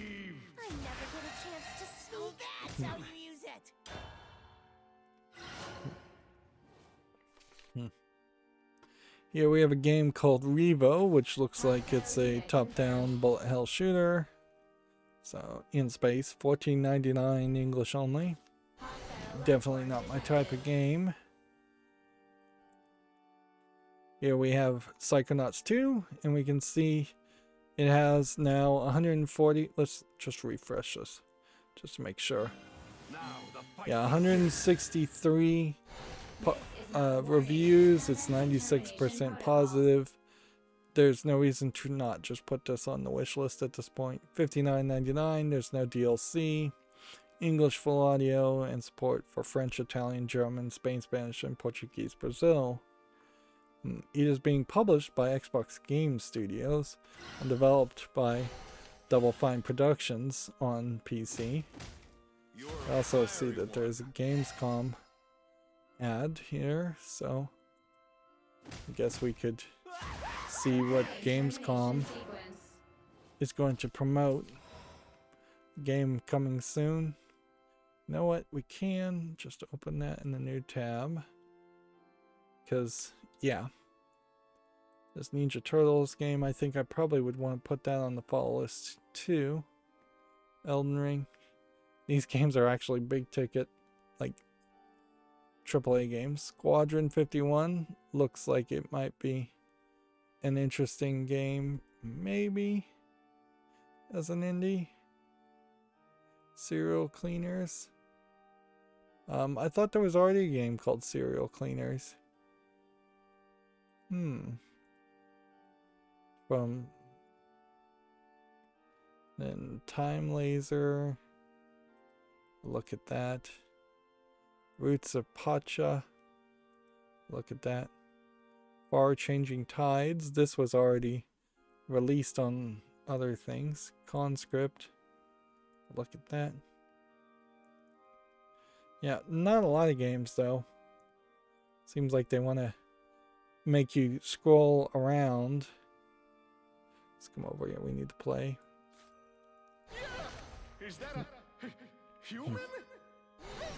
Zing! A crack-a-boom! Go ahead and evolve. It won't be long now. I'm done sticking. I told you to leave. Barely got through that. Yeah, we'll look at Tandem. We'll look at whatever this game is and whatever this game is.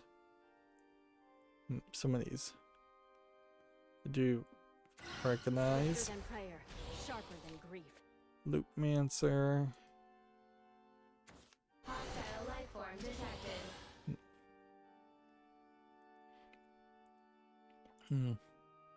If anything, this is probably just highlighting too many indie games. Blasphemous is already out. And then the award nominees, they've really redone how their page looks. This is another example too of, in the way I've got Steam developed, you can see there's a lot of pink here, not a lot of blue, and the blue that is being shown is a lighter blue, as Steam is, I think, almost certainly shifting itself towards getting away from its blue themes. Yeah, these Dark Pictures anthology series hasn't really gone anywhere. And they've got the anime game on the second page.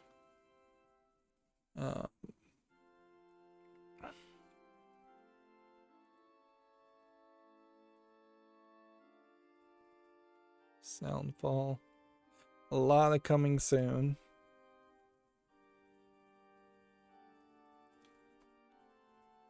A lot of games that I don't think really need to be talked about.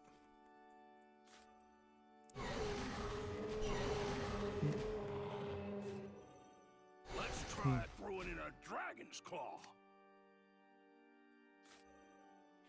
Time to tidy things up! Impressive. So yeah, I just opened a whole bunch of tabs. So yeah, Lego Star Wars: The Skywalker Saga.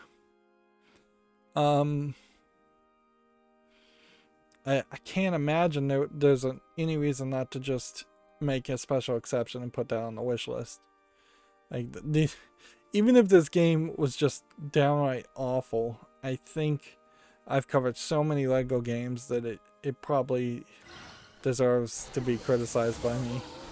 I generally try to avoid just intentionally going to play bad games. I already had this on the follow list, but you know, sometimes it still seems worth it. Yeah. This game, Squadron 51, while it's using full motion video to make this kind of black and white 1960s, 1970s style animation, it's still a side-scrolling shooter, which is not the kind of games I like to play, so I'm not really going to put that on the follow list. Serial Cleaners. I swear there was another Serial Cleaners game out that a different publisher. What was it? It was Nothing personal. It's justice. yeah, it's the Crazy company that does the crazy fake presentation every year at E3. I want to say Double Fine, but I know that isn't the case. That isn't it. Hostile unit confirmed.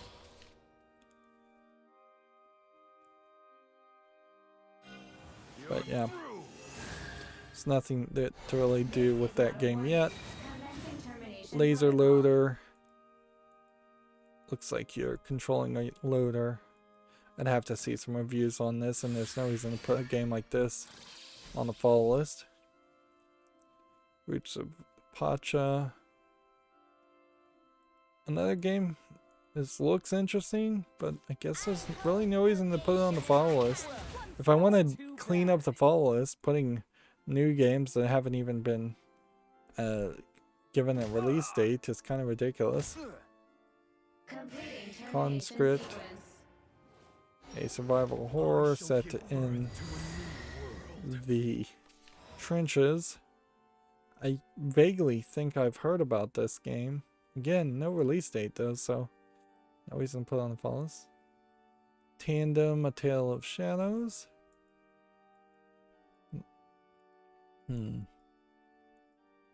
Looks like a horror platforming game or a top-down game. Again, wait till it gets in a release. Here we have The Amazing American Circus, which looks like a card game. Looks interesting. And at least this has a release date of September 16th, so I'm going to give that a follow. I'm going to reward being willing to actually put in time out there. Crack-a-boom! Okay.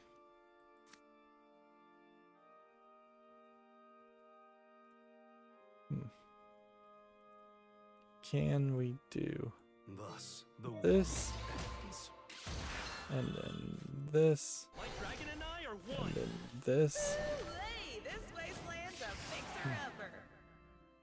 and evolve here. This is pure craftsmanship. Nope. Well, on to the next project.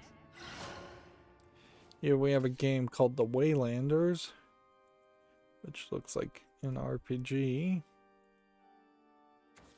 Yeah, doesn't look particularly interesting to me. Coming at you.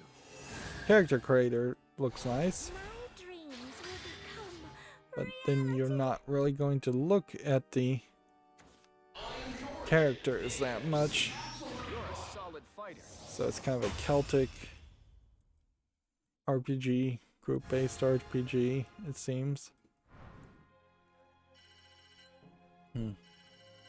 Here we have Loopmancer, which is tagged as a Metroidvania game.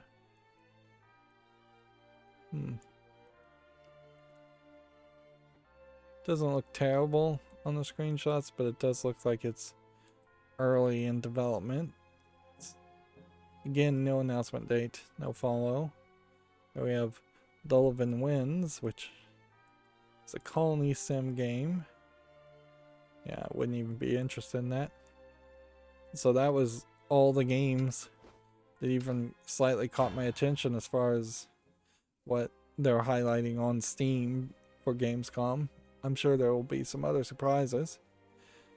Let's see when the presentations actually happened. Gametsu says Wasteland 3 DLC Cult of the Holy Detonation launches October 5th. if that interests you. There's a trailer. My quarry won't escape that. The action RPG Stray Blade has been announced for the PS5, Xbox Series, and PC. Let's see if we can find a trailer for this, just because I don't recognize this game. Hack and slash Dark Souls-esque game, from what it looks like.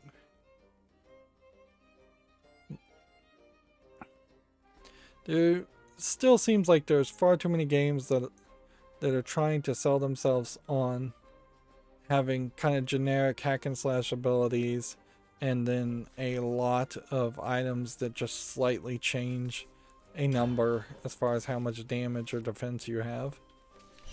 Let's see, Crusader Kings 3 Console Edition has been announced for the PS5 and Xbox Series, according to Gametsu. Check that out if you're interested.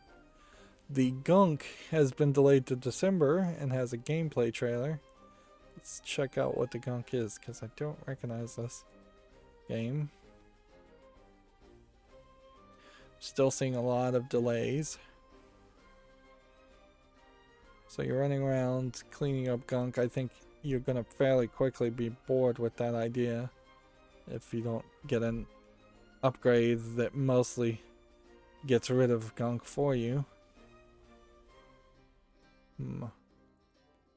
Yeah, it doesn't seem like you're going to spend all your time cleaning up gunk. Yeah, there's a real danger in a game called The Gunk to turn a game or make a game feel like you're just cleaning. Which even the cleaning game had a problem in which it was too much cleaning and not enough video game. Let's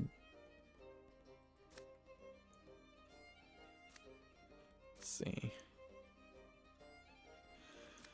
Do we want to do anything here? I guess we'll do this.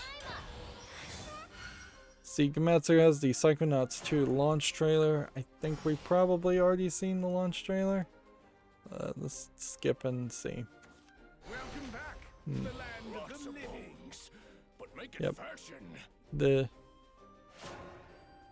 teeth, this is all from like the first level. But I could see a lot of people freaking out.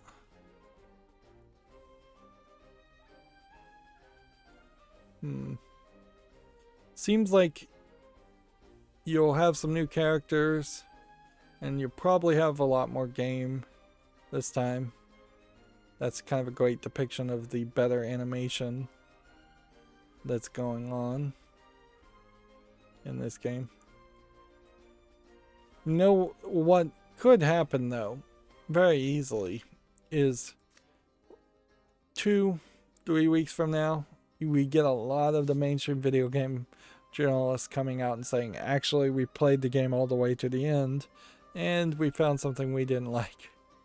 Or the opposite of that, I suppose, in 2 or 3 weeks from now we get reviews from people who have played, actual gamers who have played the game all the way to the end and found parts they didn't like. Like, it seems like the game is only 15 hours long, so there is also a very good argument to not actually buy Psychonauts 2 until it's deeper discounted. And that is an interesting question as far as, will Microsoft games be on sale on Steam very often? There's no other way. There's no retreat. Moving on, Gametsu has Forza Horizon 5 cover cars and initial drive trailers. Limited edition Xbox wireless controller has been announced. So yeah, check this out if you're interested. I don't think I'm gonna care about Forza Horizon 5 though, so I'm gonna skip it. Clockwork Aquario launches November 30th in Japan. It looks like a very Japanese game. Doesn't even have a trailer. Let's see. Evolve for Zero. Do this. Or do this.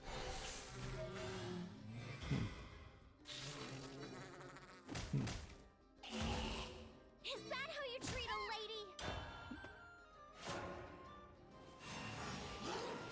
Let's see, we have a game on Steam called Photo Puzzles HD, which is just a simplistic puzzle game.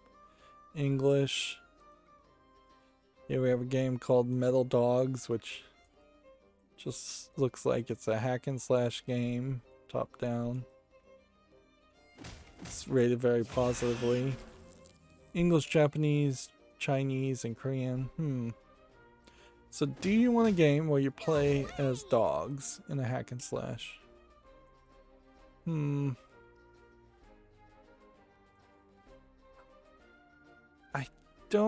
I mean, I was gonna just immediately reject this, but does the doggo meme potentially make this work? I don't think so. No, I don't think so.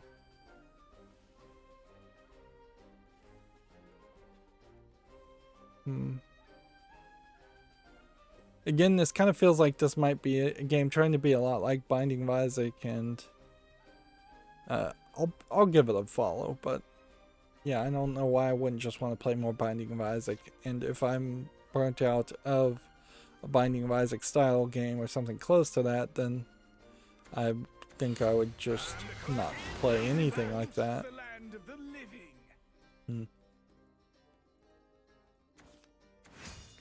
Here we have a game on Steam called I assume Live Empire 2, which we can see is already mixed. It's tagged with nudity and not safe for work. I believe the first game was also tagged that way, but I suspect it actually didn't have any of that content. If anything, I bet this is as nude as you ever get to see them, is just in a bikini, or maybe a sheer see-through baby doll dress with underwear.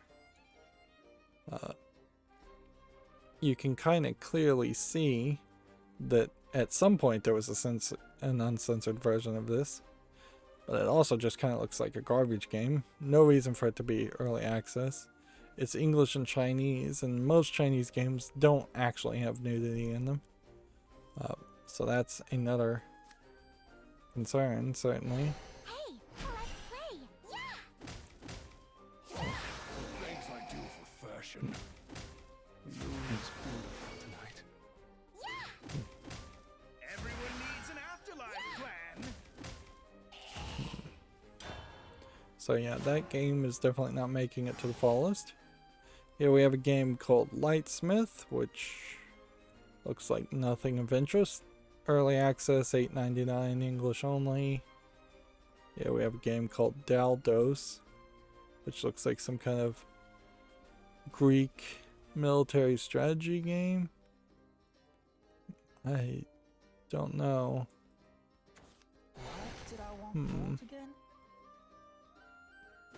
Yeah, I just don't think there's enough game here. Seems like you just put an enemy here and an enemy here. And if there was like a dice you were rolling, this would feel a lot like Baccarat, I believe. $11.69, English, Danish, Norwegian, Russian. I wouldn't be surprised if this is based off some kind of a Norwegian board game, ancient Norwegian board game, but that doesn't mean it's actually good. I'm already a proper lady, you know. Okay, let's see if we can. The hunt has only begun.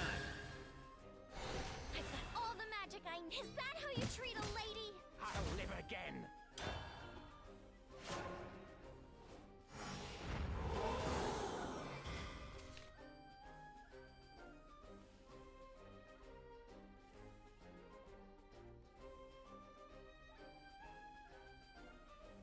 Let's see, I think we already had talked about the WarioWare trailer, so we don't have to really talk about that. Yu-Gi-Oh! Master Duel has a teaser trailer, so we might as well check out that. Seems like they're teasing Exodia, which you'd think there'd be something more to talk about than just showing off Exodia. But it is a fan favorite, so what can you say? Yeah, this definitely looks to be a lot like Hearthstone, a lot like Magic the Gathering Arena, a lot like Shadowverse. There is possibly an argument to going day and date into Yu-Gi-Oh! Let's see the animation of summoning Exoda, yeah.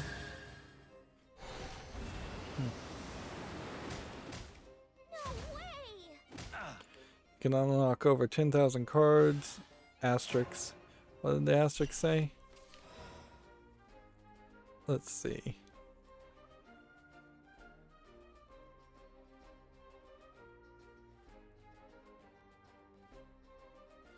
Some cards may require event participation or in-game purchases. Fair enough. Maybe day one I should just jump over to that. I think there is a decent argument that we should jump over to Yu-Gi-Oh! On day one. We should at least give it a shot and look at it. Because Yu-Gi-Oh! Is way more way more recognizable in name.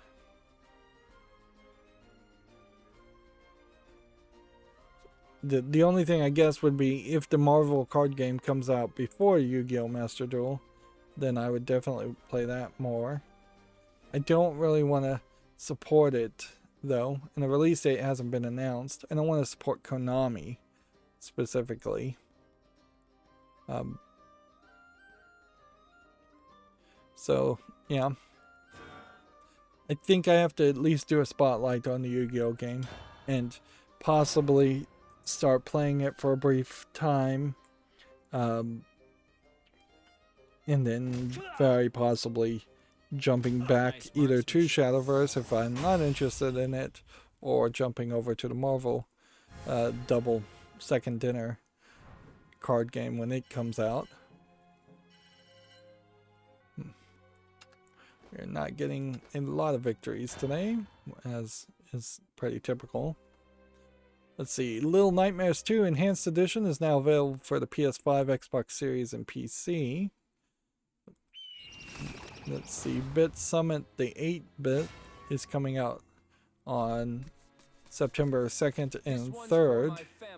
We had seen this event announced, and this was a kind of weird game in that you have, it feels very Japanese, and you've got this octopus with all kinds of old school controllers in his hand, and this girl is riding his head of the squid. So we'll get some new announcements from Inti Creates and maybe some other announcements from other more indie, more Japanese developers. Let's see, you've got a whole list here of games, and I don't recognize any of these, probably because they're very small, like mobile games. Yeah, I am not recognizing a single name here. And that is a fairly long list. Cygames, the creators of Shadowverse, are platinum sponsors. So is Tencent Games, so is Nintendo. Although, in all fairness, Nintendo could probably be a platinum sponsor for any video game event easily. I don't really know what to say about this story from Gamasutra, soon to be GameDeveloper.com. After like today, Unity employees are questioning the company's lack of transparency over its military and government work. Undoubtedly, the U.S. military is probably doing something with Unity for who knows what purposes. In the end, if you're working with any military of any country, you are supporting the military of that country. You're supporting organizations created solely to kill people, harm, maim people. You can argue that militaries are supposed to be peacekeeping forces, but it has been a really long time since a first world country has had to use its military to actually keep the peace or protect its citizenry as much as militaries are particularly in the United States, used just to self-promote and promote the military-industrial complex, or to wage wars for political people or rich people. Goes around, comes around. Like, if the United States military had a better track record, people would not be as concerned working with them. And inherently, this is another flaw of capitalism, where if the average US citizen was not impoverished by default to the point where they have to work for somebody, and they have a limited selection of people who they can work with, they could always choose to just not work and not support Unity if they feel that Unity is actually supporting a effort or a military that they don't want to support. But that's not the case, and that can be the case for anybody in any job. You might work at Walmart and be upset that Walmart is supporting anti-union efforts, which it most definitely is. You could be forced to work at McDonald's and be upset that McDonald's is a major propagator of meat in the meat industry, probably factory farming also. But individuals have such a small amount of power, even around choosing what they do with their own lives. They are being forced into supporting a lot of things that they may find morally objectionable. It gets directly even more obvious and direct when you have things like the draft, and when you have impoverished cities and in areas of the United States where the only possible way to even possibly succeed is to go into the military, because you're not the type of person who could then get a loan otherwise and go to college. Plenty of people, I'd say about 50% of people in the military joined the military solely because they were impoverished and because they didn't have a better offer or a better opportunity. I shall give birth to a new world. And it's not unheard of for people to be given the two bad options of going to jail or joining the military, which are, honestly, you might want to choose jail because at least you're guaranteed safety there. And if you go in the military and then the military tries to charge you with any crime, then you've magically lost your constitutional court right to be judged by the courts, and all of a sudden you have a military court charging you.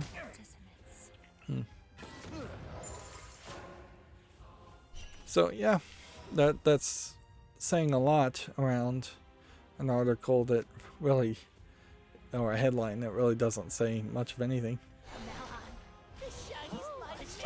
Almost certainly the military is also using every other engine to do training or things like that.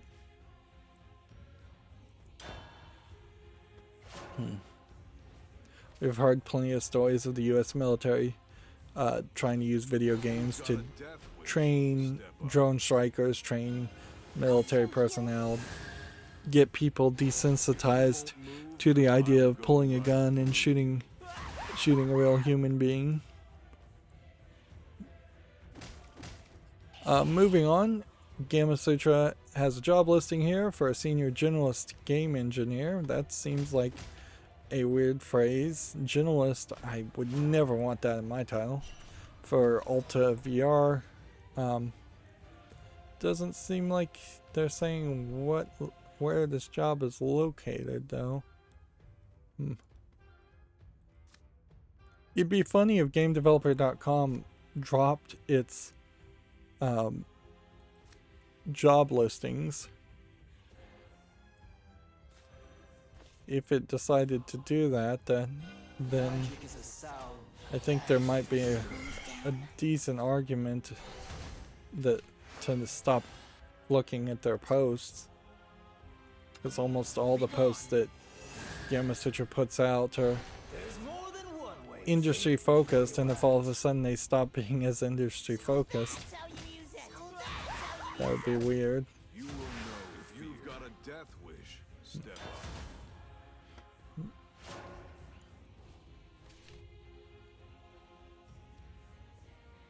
Let's see, here we have a game on Steam called Lake of Shadows, which I think we'd already seen this. It seems too simplistic a game, too zoomed out too, just really dark. $2.99 English only. Here we have a game called Crime District, which is a top-down twin-stick shooter. Doesn't look any different than all the other top-down twin-stick shooters I've rejected. Early access, $7.19 English and Chinese, allegedly full audio on both. Here we have a game called Mac Bear, which looks like a low frame rate and low polish World War II first-person shooter. Doesn't seem to support English. $3.99. It says it supports a bunch of languages, but this description here, well,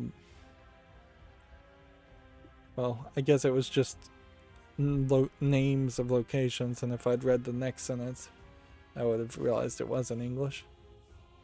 So it's a Turkey independence. That might be political or too political. My raging flames have got your back. Do not seek what is not there. Let's see. Yeah! Is that a human?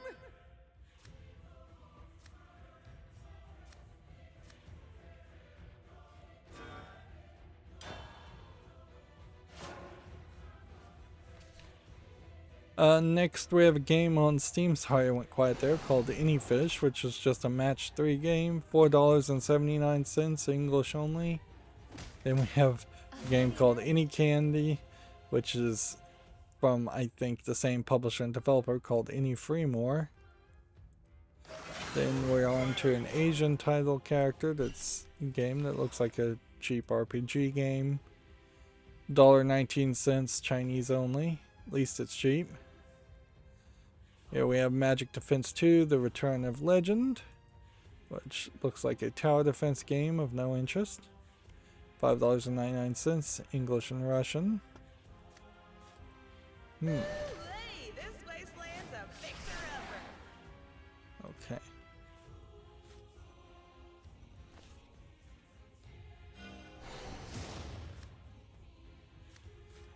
Let me define tomorrow's water session. Let's see if we can win here. I'm gonna be done with the news, actually. This is I see something. intriguing. I was not expecting This that is to happen. craftsmanship. I'm gonna be done with like all the tabs that are open. Game Switcher has an article. Unity has also bought an acoustics intelligence company, OTO, to help devs curb toxicity. And so, who knows? Maybe they just bought that as a way to work with the military. If those two stories are related, it may be, maybe not. So, apparently, what this software does, and it might be an intriguing idea, is it listens, let's see, listens to the tone people are taking and tries to figure out if somebody is being hostile or not without actually doing, I would assume, actual like voice to text translations. Step up. That would be my guess. It's not really explaining what it does well. There is kind of a problem here is when you have a sentence like this. A new survey conducted by the Harris Poll on behalf of Unity indicates 68% of players have experienced toxic behavior. Okay, well, then that tells you best case scenario, assuming this 68% of players have never been toxic themselves, or whatever you call toxic, which is a word really you shouldn't use, and not something you should really try to get rid of, because at a certain point, toxic is just going to be, oh, you were competitive, oh, you were happy or upset that you won. We're never going to be able to turn video games into something like billiards, where you potentially can be penalized for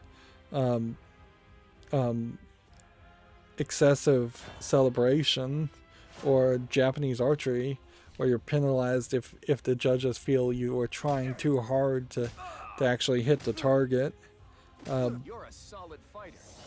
That seems ridiculous. But yeah, best case scenario, if none of the 68% of players have been toxic themselves, you are going to, if you're stating a goal here, that you want to eliminate 32% of your player base, which there's probably only 5 games in the world that could survive losing 32% of their player base and have a reasonable player base.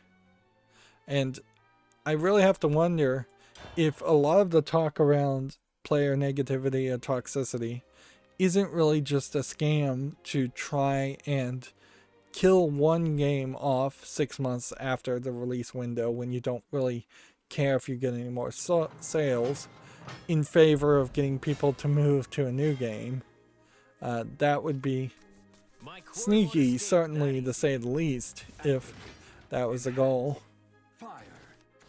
But yeah, I would definitely, if I was a game developer, say, hey, we're never going to say our player base is toxic. We're never going to focus on that alone. We're here to make a good, fun game, and if the content that we create and give to the player base is good and fun, that's the best we can do. We're not here to be the parents of our player base and censor their speech and censor the way they interact. Yeah. But we can set down rules, we can get cheaters, certainly, but if we're getting into the point where we hate our customers, then we shouldn't be working with those customers or making products for those customers. And we can't just theoretically say we think there is a different customer base out there that you deserve better. Like, almost anybody who's worked in customer service would feel that the customers they're getting is low quality customers, but that's just humans. And inherently,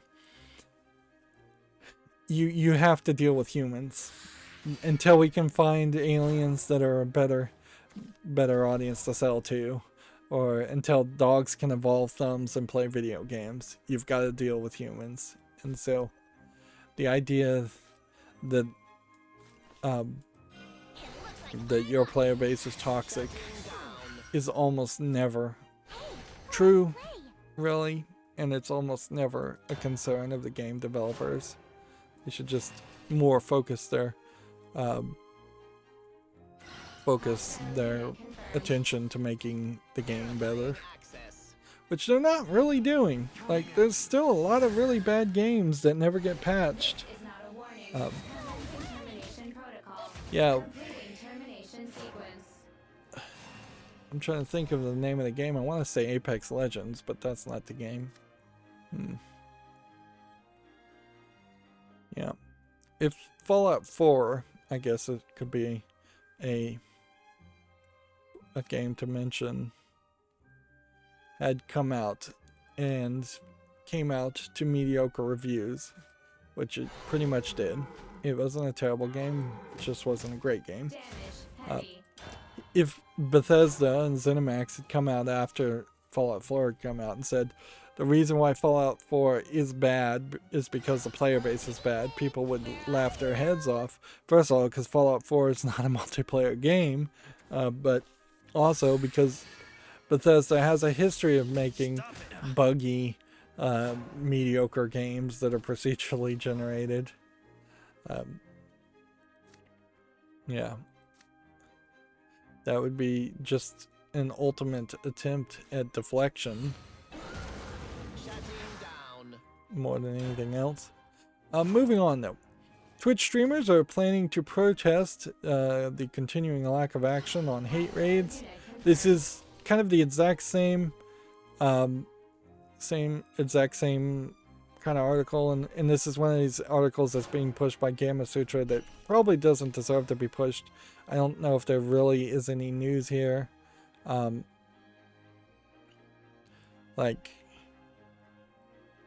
So dummy accounts and bots are spamming your channel with bigoted messages.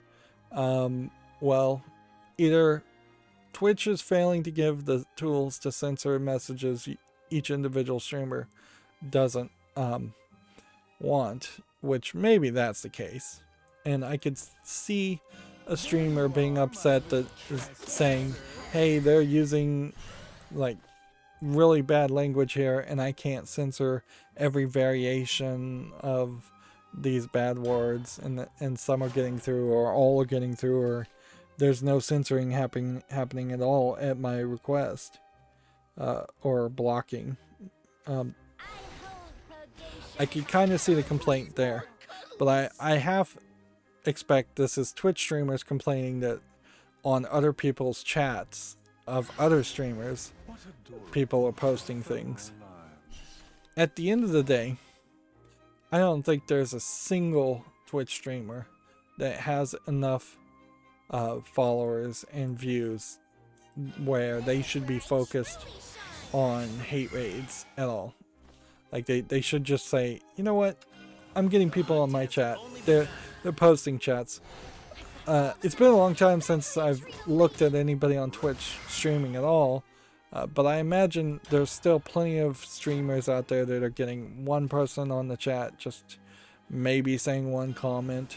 If it's anything like my YouTube channel, yeah, I would be super happy to have a hate raid on any of my live streams. Just, yeah. I would censor out bad words, certainly. I would much prefer a positive raid, coming in with positivity. But if I ended up just getting raided and they were posting nonsense, if they were posting memes, if they were posting just like irrelevant, having nothing to do with video game posts, I probably wouldn't spend a lot of time trying to stop that from happening. All I need's an opening and you're toast. Let's see. I won't Can let involve you that get for away. free. Sorry, but the time for games is over. Of course, and frankly, I'd be more upset Not for you. when YouTube came back and like discounted a whole bunch of views because it turned out to be bots. Like, but yeah. I'm not going to be concerned about raids in general as a streamer. Even if they were doing it every single stream for months, years, like, whatever. Like, I can always close the live chat and just stop watching it. Best of luck to you. Moving on, the deadline approaches for the GDC 2022 core concept talk submissions. GDC is owned by Informa, the parent company of Gamasutra, soon to be GameDeveloper.com. That doesn't seem like that is changing with the rebranding and renaming. It seems like they really are just launching a different website and a different URL. And that And almost certainly what you would want to do is Thus, the world ends. introduce Got you in my sight. the new URL, but keep the old URL. Hey, let's play. Hmm. Hey, let's play. This is the end. So sparkly. Yeah. Sisters, I'll strike true. Enough with these feeble-minded, invalid opinions. Yeah. Well, I lose anyways. Relationship.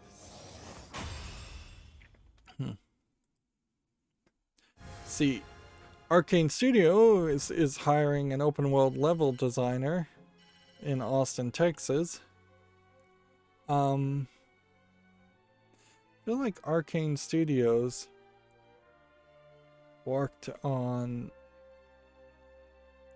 the Arkham Asylum games, but I could be totally wrong about that.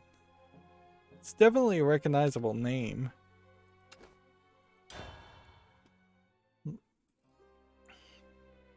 Let's see. Gamma Sutra says Facebook Gaming has reopened its Black Gaming Creator Program. Okay.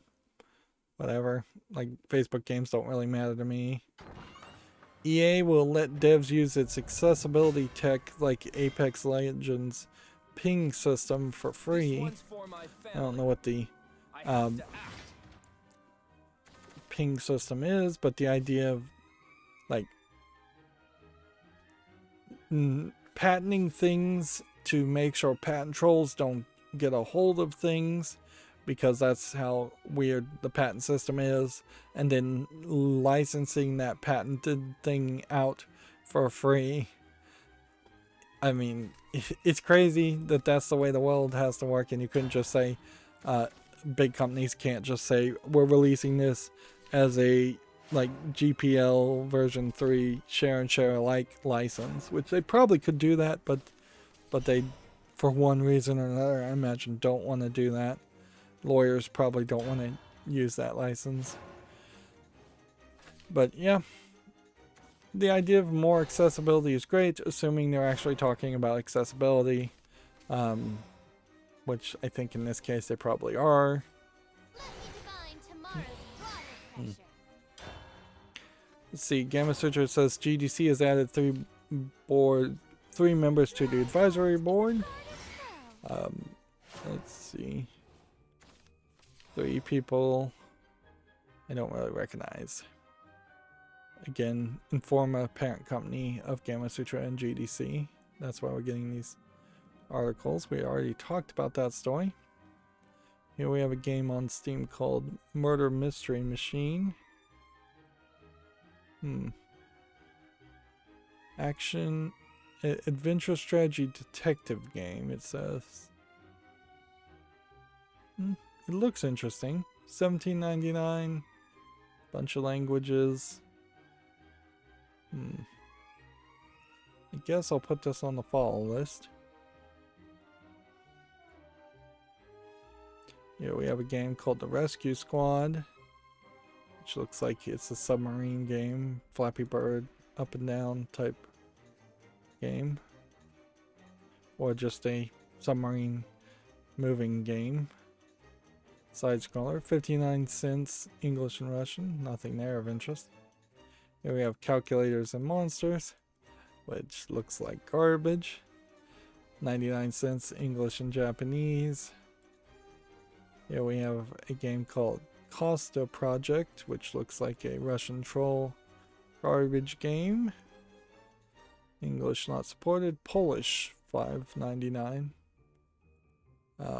Here we have My Life Change Jigsaw Puzzle game. Still seeing plenty of these. $1.19, English only. Let's see, we already talked about California saying Activision Blizzard is hampering the suit and shredding documents, but Gamma Sutra has that also. Let's see, IGN has relaunched its charity guide for aiding civilians in the Israeli-Palestinian conflict,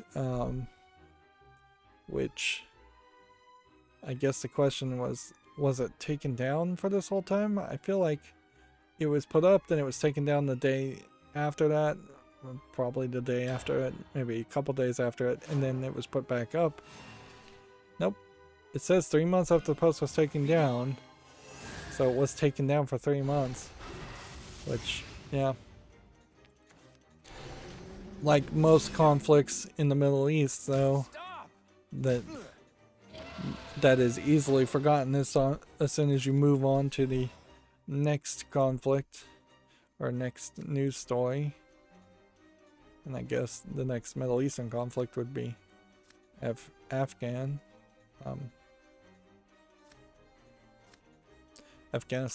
not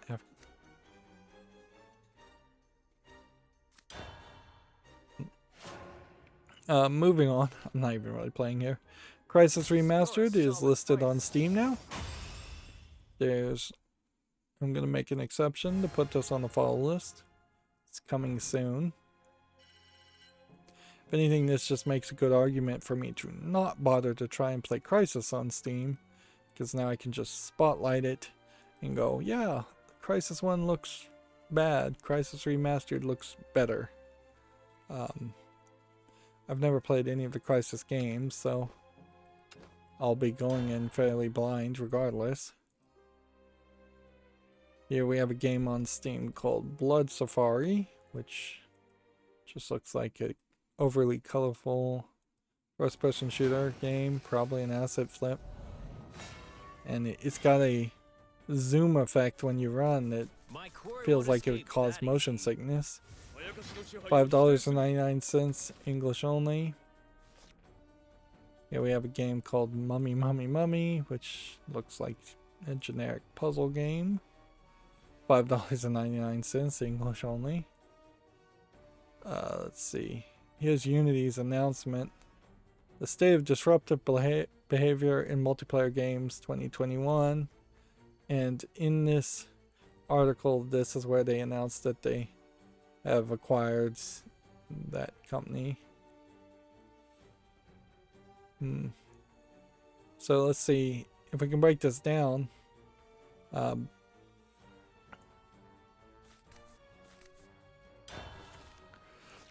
Like, first of all, you might make an argument to only look at this right column and not include people who say they've witnessed it towards others, because that seems like subjective.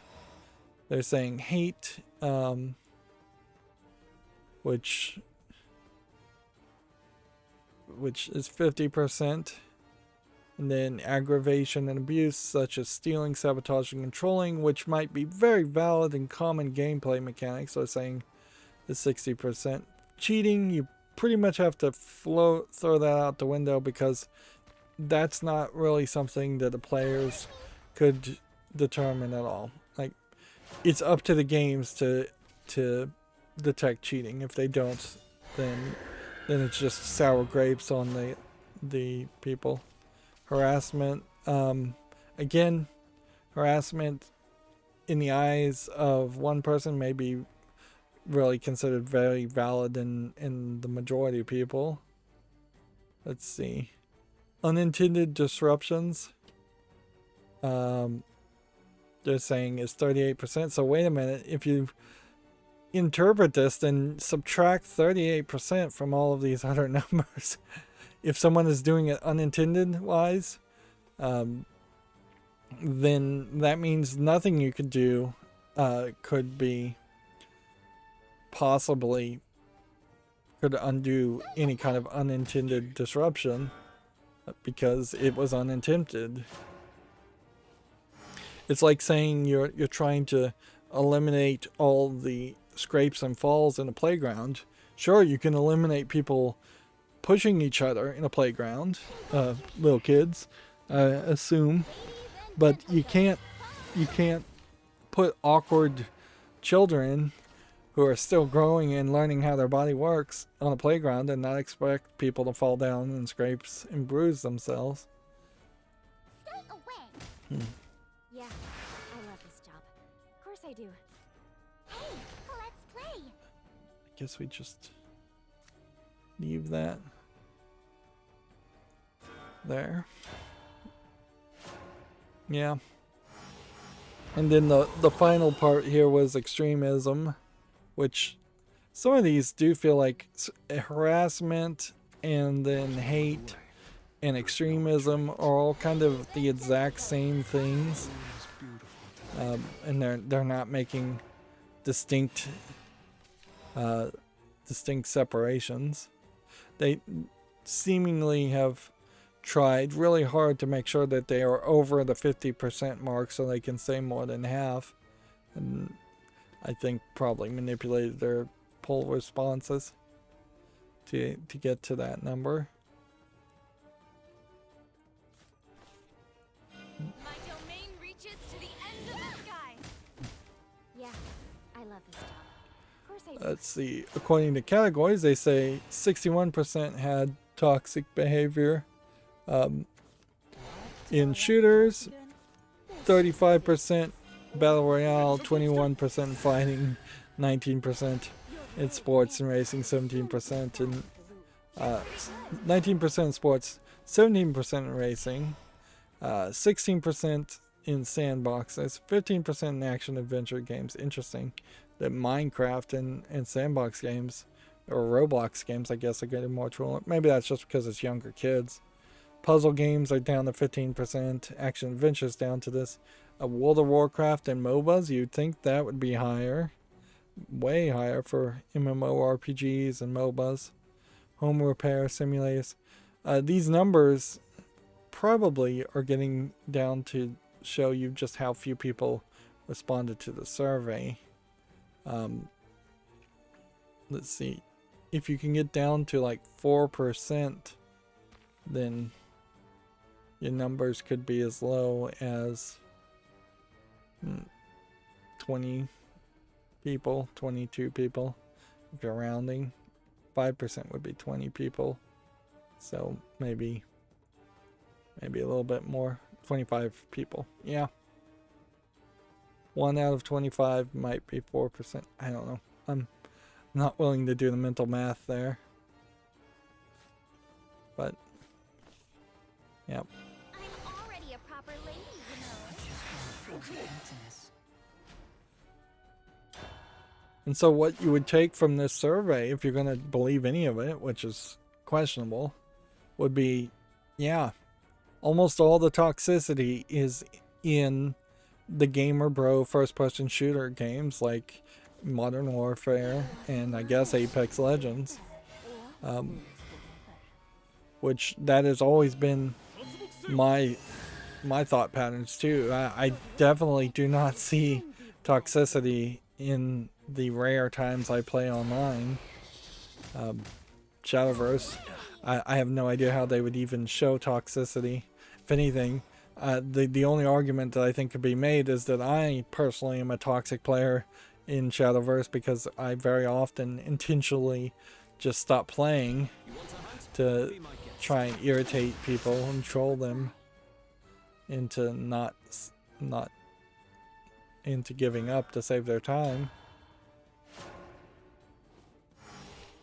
But arguably, I also think this is very much a self-defeating, snake eating its own tail type mentality, and the thought that there is toxicity in first-person shooters by default, like day one that a new first-person shooter comes out, feeds into the idea that it exists and possibly creates it to exist.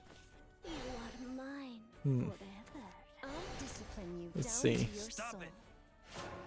Multiplayer people have quit, left the game. 43% of the people have done that. 43% of the people have ignored it, so that's probably the right response. 40% has called out the player. 40% has done the in-game reporting. So, yeah. And at a certain level, any game developer can just say, hey, we've got our in-game reporting system. If you're not reporting people, if 60% of people are not reporting, then we can't really act on it. Wait, what's this? And then apparently a shockingly high percentage of people have recorded the encounter and posted the video on social media, where and 7% have done something else or nothing.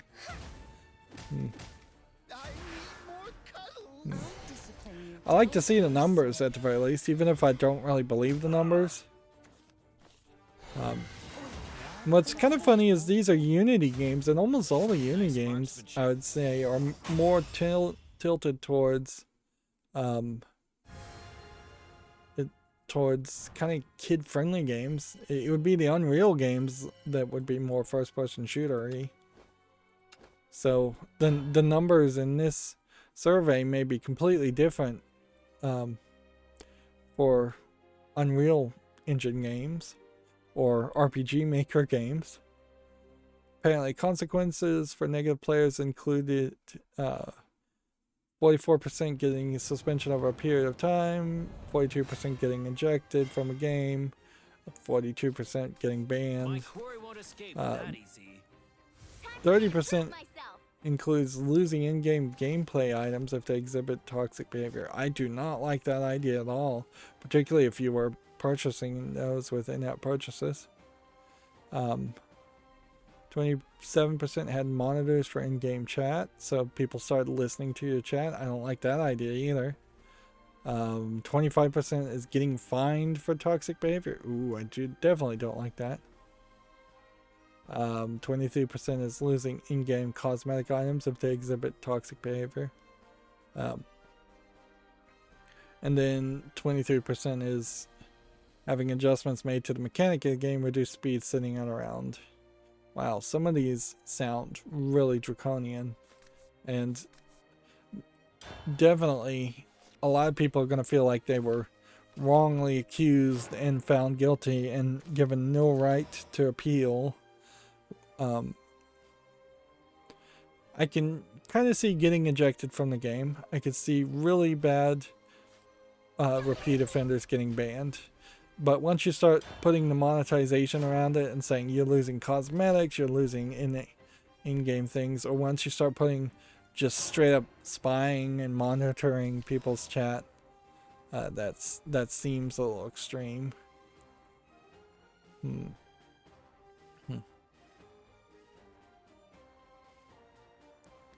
Let's see.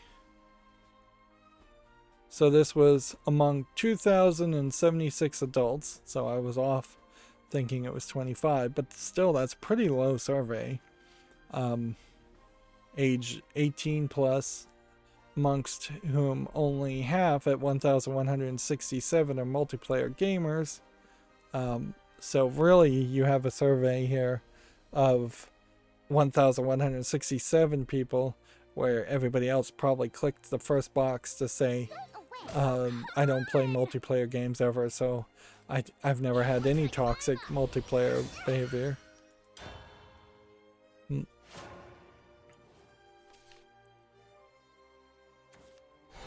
Let's see. Moving on. Gematsu says the side-scrolling action RPG Death Cathedral launches in 2022 for console and PC. Let's see if there's a trailer here. Let's see what Death Cathedral looks like. It's a guy walking by. Several different enemies standing. Yeah. This doesn't look particularly visually polished. It just kind of looks like it's a too zoomed in hack and slash game. Yep. I am not impressed with that stuff. Check here and there. Then in the turn. Gamatsu says Chernobylite for PS4 and Xbox One have been delayed to September 28th. No longer due September 7th. That's a couple weeks. Muv-Luv Alternate. The animation begins airing October 6th. This is a mecha anime. Mecha game that they're promoting with a anime. Looks fairly close to Neon Genesis Evangelion, which at this point I'm not even sure if they're calling it Neon Genesis Evangelion anymore, and if they're just calling it Evangelion. Seems like on some of the branding of the new movies, it has just become Evangelion. That whole series is just the craziest mind flip, for lack of a better word, where it's somebody desperately retelling the same story over and over again, but every time they're telling it, they're changing it, and very possibly intentionally changing it, making it different for a effect that All I need's an opening and you're toast. that might be telling a kind of intentional meta narrative instead of an accidental meta narrative of just, this is the alternate universe in which it happens this way, which is 99% similar to the way it happened before, but it's once again slightly different enough that it's worth being told the story again. And that definitely creates a weird situation where if you were going to recommend people watch Neon Genesis Evangelion, you probably just tell them to watch the movies, and you don't tell them to watch the old DVDs or watch the Netflix redubs. And you probably don't have them read the mangas, which tell the story slightly different also. And the several movie compilations that warrant the ADV TV Got your message loud and clear. TV series, you probably don't recommend those either, because, like, theoretically the old way to watch Neon Genesis Evangelion, and I'm going on a slight rant here just to say this, was you watch the ADV DVDs up until like the last DVD, and then you can watch the last DVD if you want, but really you should then watch the movie Death and Rebirth, which is 2 movies merged into one, and then End of Evangelion after that. That was the mostly recommended way. I'm sure some people would disagree with that, but the movies, I think, now probably are the way to do it. Let's go and hit this. And then this. Hey, no dirty tricks. The And hunt this. has only begun. Bad people are evil. Stay away. And that. They're picking on me. Yeah. And that. No.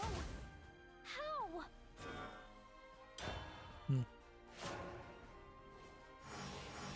Moving on, we have a game on Steam called Dino Lost, which looks like a game where you play as a dinosaur. There's a little bit of polish here. I'd probably reject this, but I'm give it a chance. $3.74, English, Portuguese, Brazil. We'll put it on the follow list. Let's see. The game Jet the Far Shore launches September 28th, according to Gamatsu. Don't waver. No trailer for that. And then here we have Shop Tycoon, Prepare Your Wallet, which looks like nothing. $4.25, several languages.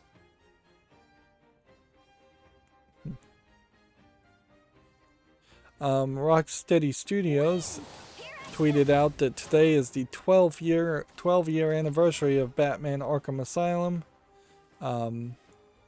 which, if anything, I think that kind of just highlights that Rocksteady Studios hasn't done anything Let's play. very much lately, and we're still waiting for that delayed Batman game that's not going to have Batman in it somehow. I won't let you get away. It's supposed to, the next Batman game is supposed to be a 4-player Batman game with the Bat family, so a couple of the Robins, maybe 3 Robins, and Batgirl. Don't waver. Here we have a game called Behind the Frame, the finest scenery, which looks very pretty. Kind of doesn't even feel like a game. If anything, it feels like it's more just an animated movie.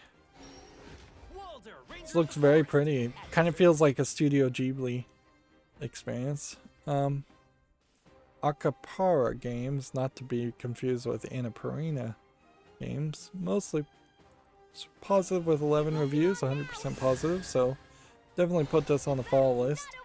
It's selling for $8.99 right now. Yeah, we have No Straight Roads Encore Edition. This was, I believe, a Apple Arcade exclusive originally. Now it has a listing, so I can put it on the follow list, but doesn't have a date yet. Yeah, we have a game called Space Pioneer, which doesn't look like anything I want to play. It's a little too monotone in its colors. Too much blue in this blue scene. Too much green in this green scene. Too much red in this red scene. It needs some different textures. And it definitely seems like it's a cell phone game that was ported.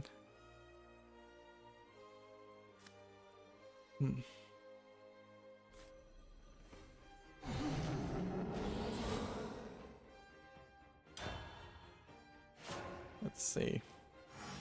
Here we have a game called MIR4, MIR4, which apparently is an MMORPG. It's mostly negative already. Free to play, in-app purchases. I bet the servers don't work.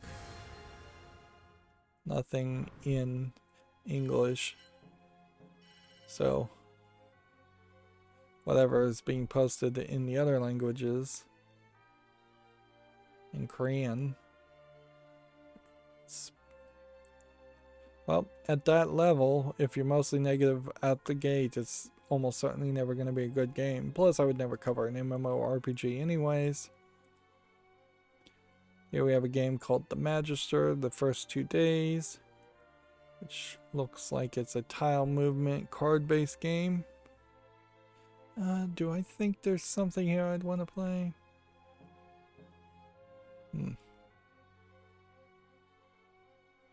Wonder if The Magister, The First 2 Days, is a joke on 48 Hours TV show. Or, yeah. So, this is a demo for a game just called The Magister, but also it is a joke, I think, on 48 Hours.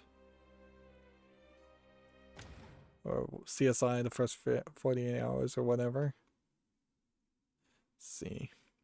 Game Citra has that same article. Microsoft bringing cloud gaming to Xbox consoles later this year. Here we have the Legend of Heroes Hajimari no Kisekai. This looks like a RPG game. Yep, Japanese RPG. We've heard a lot about this one, but English is not supported. $59.99. Japanese, Chinese, and Korean. Well, this definitely sucks that English is not supported. It is nice to see that this is getting like a day one release on PC. This might be an indication that Japanese developers are more and more going to move towards day one releases on Steam. And since we see that the descriptions in English, I wouldn't be surprised if we see English added fairly quickly.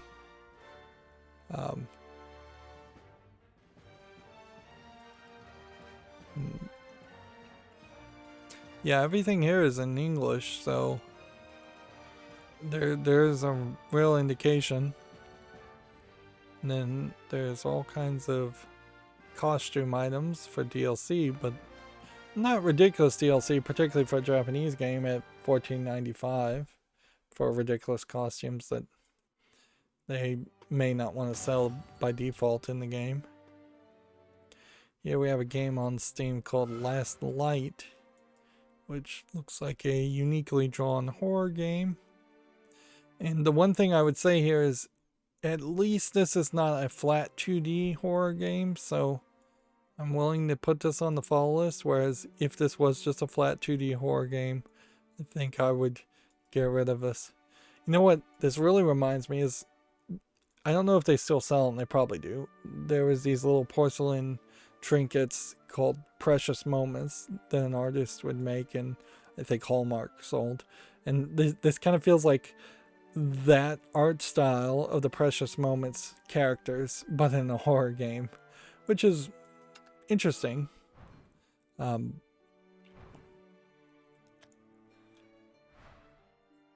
yeah.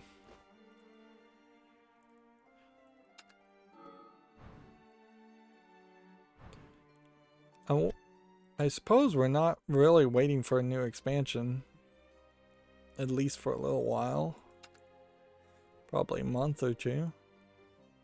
We can see we didn't really get any victories. And if we look at the multiplayer, as far as the treasure chest victory rewards, we're still gonna have to struggle to get the remaining 4 victory rewards, and I don't know if that means that once you get these, is that the point where you get the daily golden treasure chest, or is it not? I think if I were to get a victory, I would open this treasure chest, and there's a decent chance it would include one of these rewards, but I've got to get a victory. Meanwhile, Gamatsu has AI Kiss coming to Switch on December 23rd in Japan, which looks to me like it's probably a Yuri visual novel, if I was to guess, but maybe not a Yuri visual novel, maybe just a standard guy on girl visual novel. With 2 different characters. The romance visual novel A Love in Sakura and Scarlet, which Sakura means cherry blossom, but I guess could also mean the color of cherry blossoms, so it might be something closer to Love and Crimson and Scarlet. Anyways, it's coming to the PS4 and Switch on December 23rd in Japan. I feel like there was a Sherlock Holmes story called A Murder in Crimson and Scarlet. And I guess it directly translates to Sakura no Komo and Scarlet no Koi. Or Koi. Probably not pronouncing that right.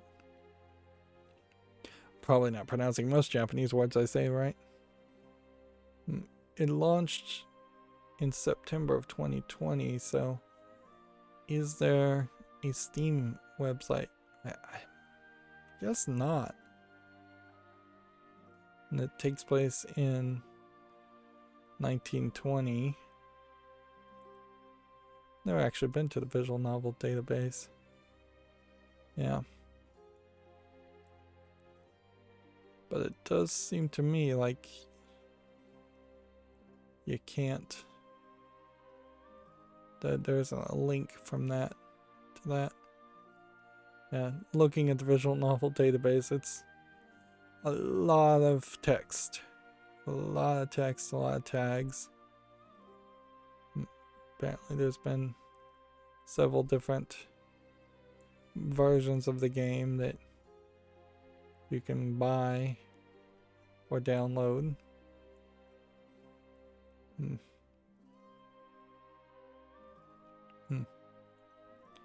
Yep. Quite a lot of extra information there. Here we have a game on Steam called Mosaic Chronicles, which just looks like it's a mosaic puzzle game, maybe with some text around it, but still don't think I'd really want to play a game like that. Early access for no reason, $6.99, English, Polish, and Russian.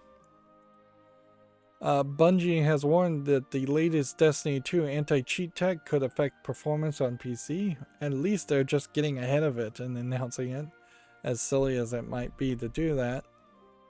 But yeah, that almost guarantees it will affect performance.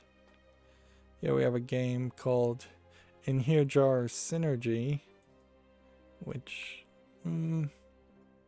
looks like it's just asset flip, first person shooter, player versus player garbage, lots of neon. Early access, free to play, single player only. It's not even player versus player. How do you call it player versus player when it's single player on the tags? English, allegedly full audio. Yeah, just bright flash is gonna cause you to have a seizure. That's nothing, just a barf.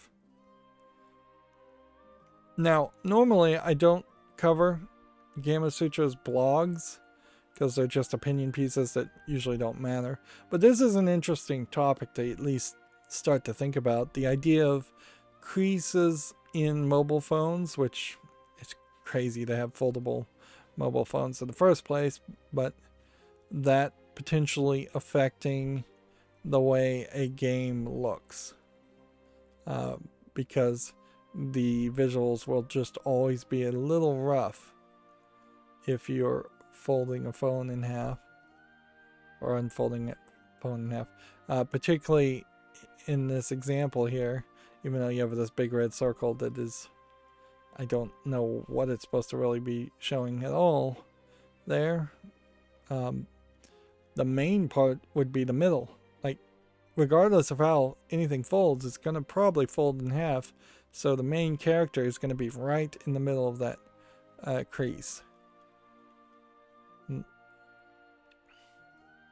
So, yeah. And while it does sound like it would be cool to have a foldable phone so you could unfold it for a bigger screen, at a certain point, why not just have glasses that project the image directly in your eyes?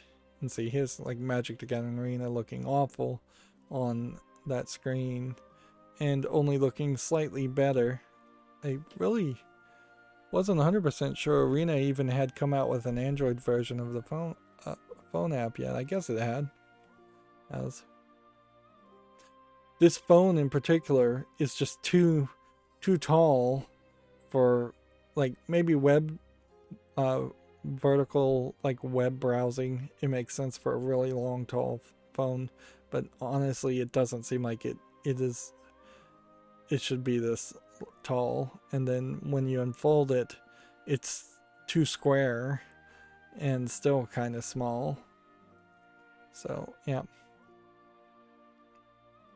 at a certain point you might make a better argument just to have something closer to a Nintendo DS experience where there are two screens and then the bottom screen is just used for menu and inventory and map stuff.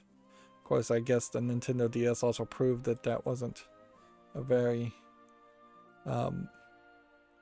very worthwhile endeavor because nobody really did a lot with it. And then Video Games Chronicle says Viewfinder has won the UKIE's UK Game of the Show award. This is a photo-based game,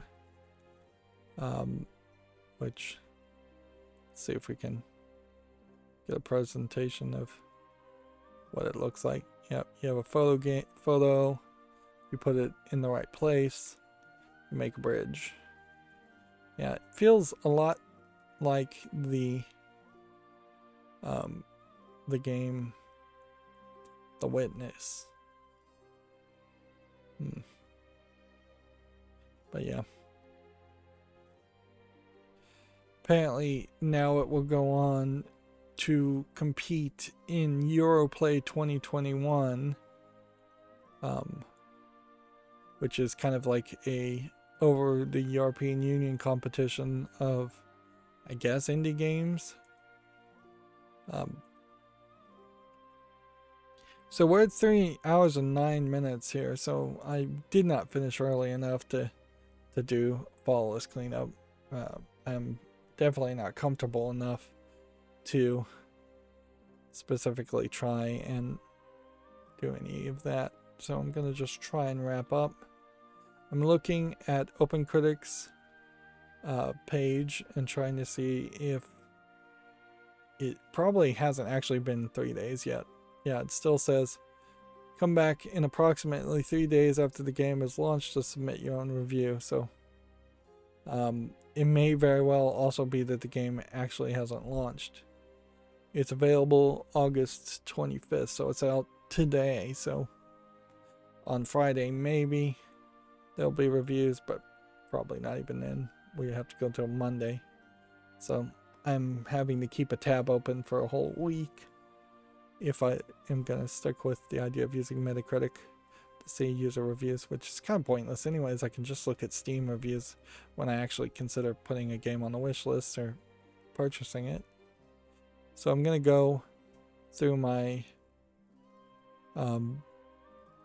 Twitter feed and we're going to wrap it up.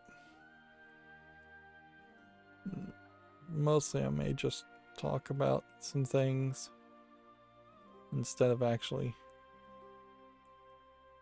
focusing on them. Apparently the Death Stranding's director's cut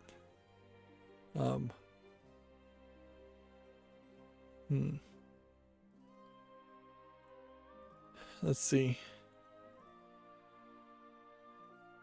Apparently Jeff Keighley will be in Muppets Haunted Mansion on Disney Plus. That seems like a weird last announcement. This game that was announced is called Cult of the Lamb. Let's see if we can see what this looks like.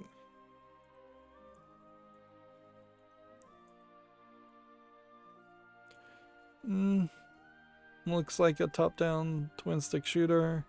Kind of feeling like Binding of Isaac, with a slightly different art style and a different developer. Let's see. Saints Row,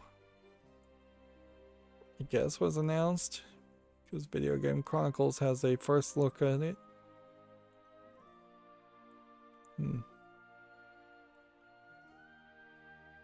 Let's see.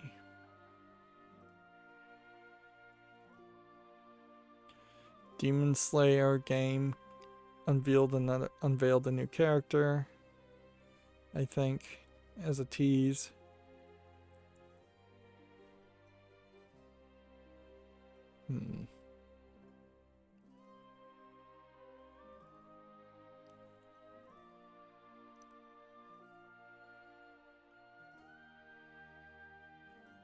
Wow, even GIFs are just not loading at the moment.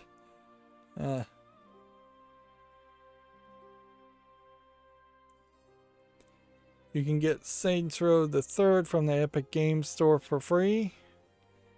Although, in fairness, I think he pretty much could have on many occasions gotten Saints Row the Third. Devolver Digital is the publisher of Cult of the Lamb. Devolver Digital is also the people that I think had the other game, the older game called Serial Cleaner. A Fall Guys Ultimate Knockout Jungle Book collaboration begins September 3rd. And I would say the art style on this looks kind of unique for the Jungle Book, but I guess you really wouldn't just want to use the animation of the original Jungle Book. Let's see. Tales of Lumeria has been announced for iOS and Android. I think we'll talk about some of these stories later on Friday. Valheim's first content update, Hearth and Home, launches September 6th. Let's see. Drinkbox Studios has revealed a new trailer for an action RPG called Nobody Saves the World, which looks like this. Which, since Drinkbox is mostly known for Guacamole, it's nice to to potentially see them do something different than Guacamole. Horizon Forbidden West has slipped to February 22 release date, and they're still using this visualization of her face that makes her look too chubby. Like, Gamma Sutra is doing that even, so they needed to send out some new press images and beg everybody to use the new images. Star Wars, Lego Star Wars The Skywalker Saga is coming out spring 2022. Which, yeah. It'd be really crazy if the game itself just had no studs and no like Lego pieces. That would be kind of crazy. I believe this is also the first Lego game that will be using, I think, the Unreal Engine. So there's a lot of hope that this stops the micro stuttering issues that I've seen with Lego games on PC. But yeah. A theme park management game called Park Beyond has been announced for PS5, Xbox Series, and PC. We'll just talk about that now.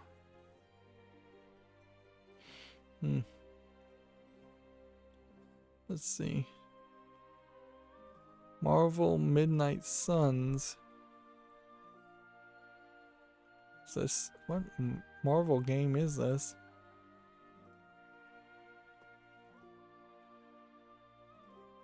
Yeah. Yet Twitter does not want to load any images here at the moment. 2K Games, I guess, is putting out a Marvel Midnight Suns.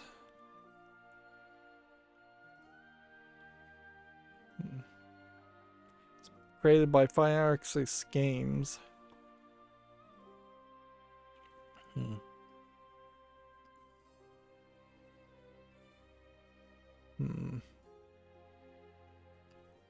Vampire the Masquerade Blood Hunt launches in early access on September 7th.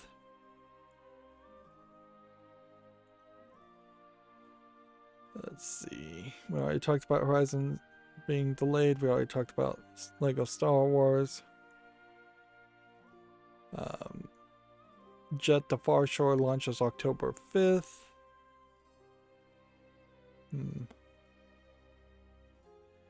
Gorilla has confirmed there will be a 60 frames per second patch for Zero Dawn that is out now, Horizon Zero Dawn. Which I guess that's nice. Let's see. Doki V is a gorgeous, lively Pokemon-style open-world game that shown during Gamescom's opening night live. We might want to check that out on Friday, because that's new news. That's a new game.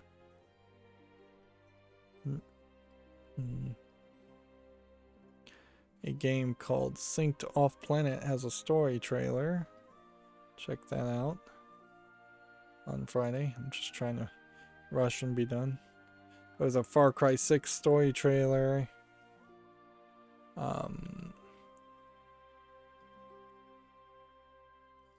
Jurassic World Evolution launches November 9th.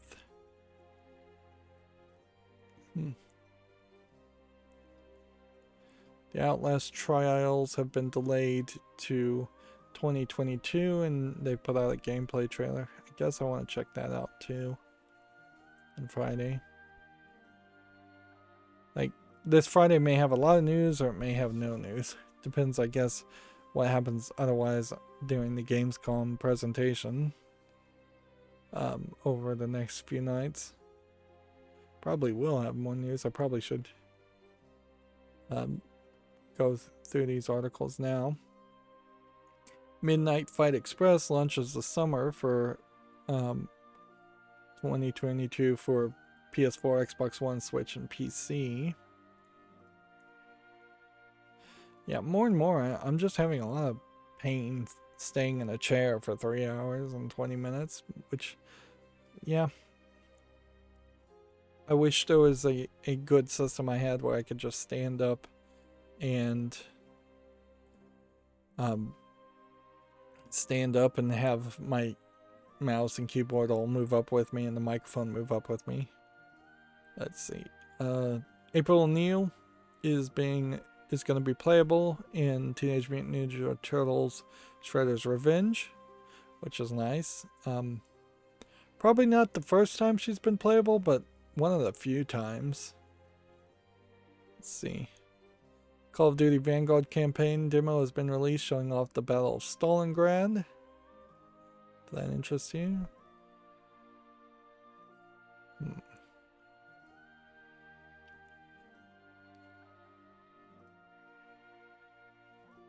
Splitgate Season 0 has been announced. That is a first-person shooter game.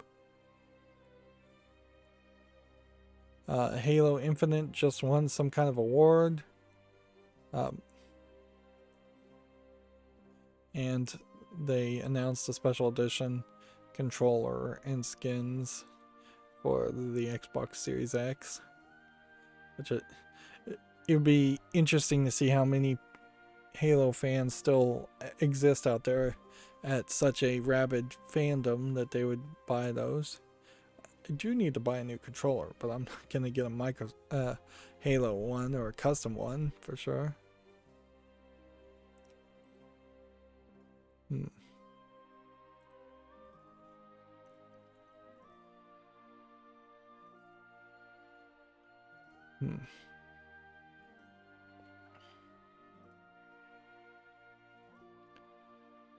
Halo Infinite's release date is officially been confirmed as December 8th, 2021. Which, yeah. I guess that might sell some more Xbox Series S's and X's. I don't know if we still really are in a major chip shortage as much as most manufacturers now are just trying to catch up. Okay, this Midnight Suns is a tactical RPG Marvel game from 2K Games and Fire Access Games. And at this rate, so many Marvel games potentially are going to come out that there might be an argument that the second dinner Marvel collectible card game, when it does come out, might not succeed just because of oversaturation of the marketplace.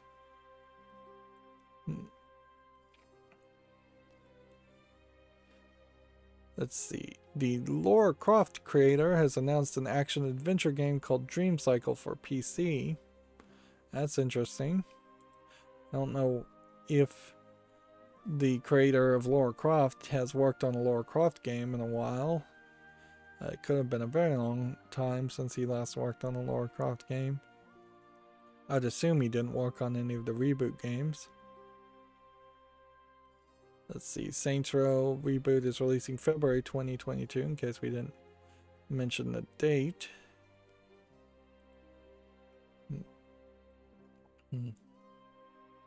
Soundfall has a teaser trailer.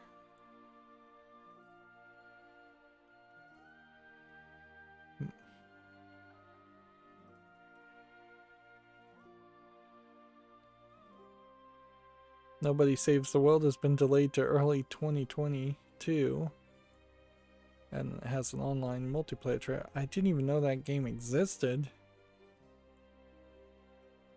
Video Game Chronicles says Dr. Disrespect has said he's suing Twitch over his ban from streaming platform.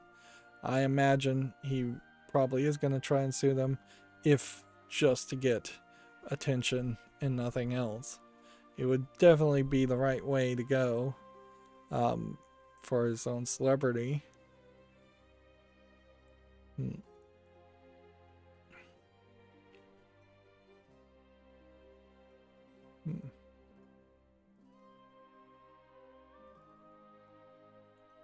Yeah, and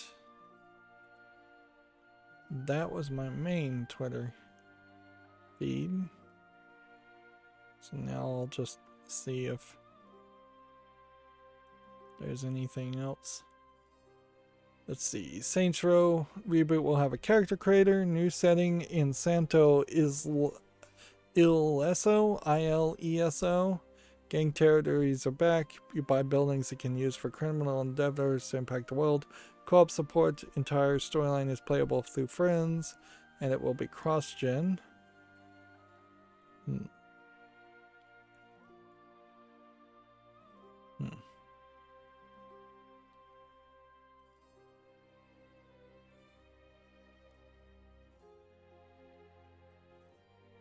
Okay, so now I'm just going to go through my other 4 Twitter feeds just to see if there's anything else I missed. That's one.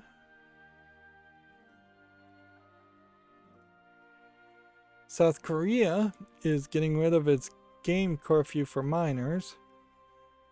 Which, okay. We'll take that as it is.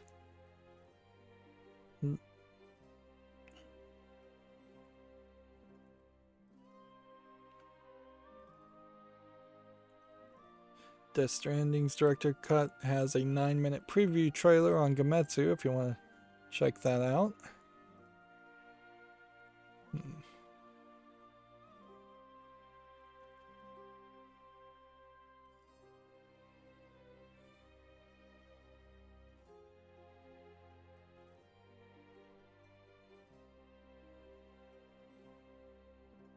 I'm trying to see if there's anything else to talk about as far as news. A big burst of news because of Gamescom, which once again just highlights where it would probably make a lot more sense to trickle out these announcements over the course of a few days, over the course of weeks, whenever a video game company is ready to make these announcements. Because these big events are only big events like if people are watching live, and I think the number of people watching live is fairly low. Alright, well, that's going to be it for this stream. As always, I ask you to like, share, subscribe, comment, and watch every second of my videos. If you want to friend or follow me, there's a bunch of links down below. And if you want to support me further, there's a link to Patreon, or you can friend me on Steam and gift me a game off my wishlist. Thank you for watching. Have a good evening.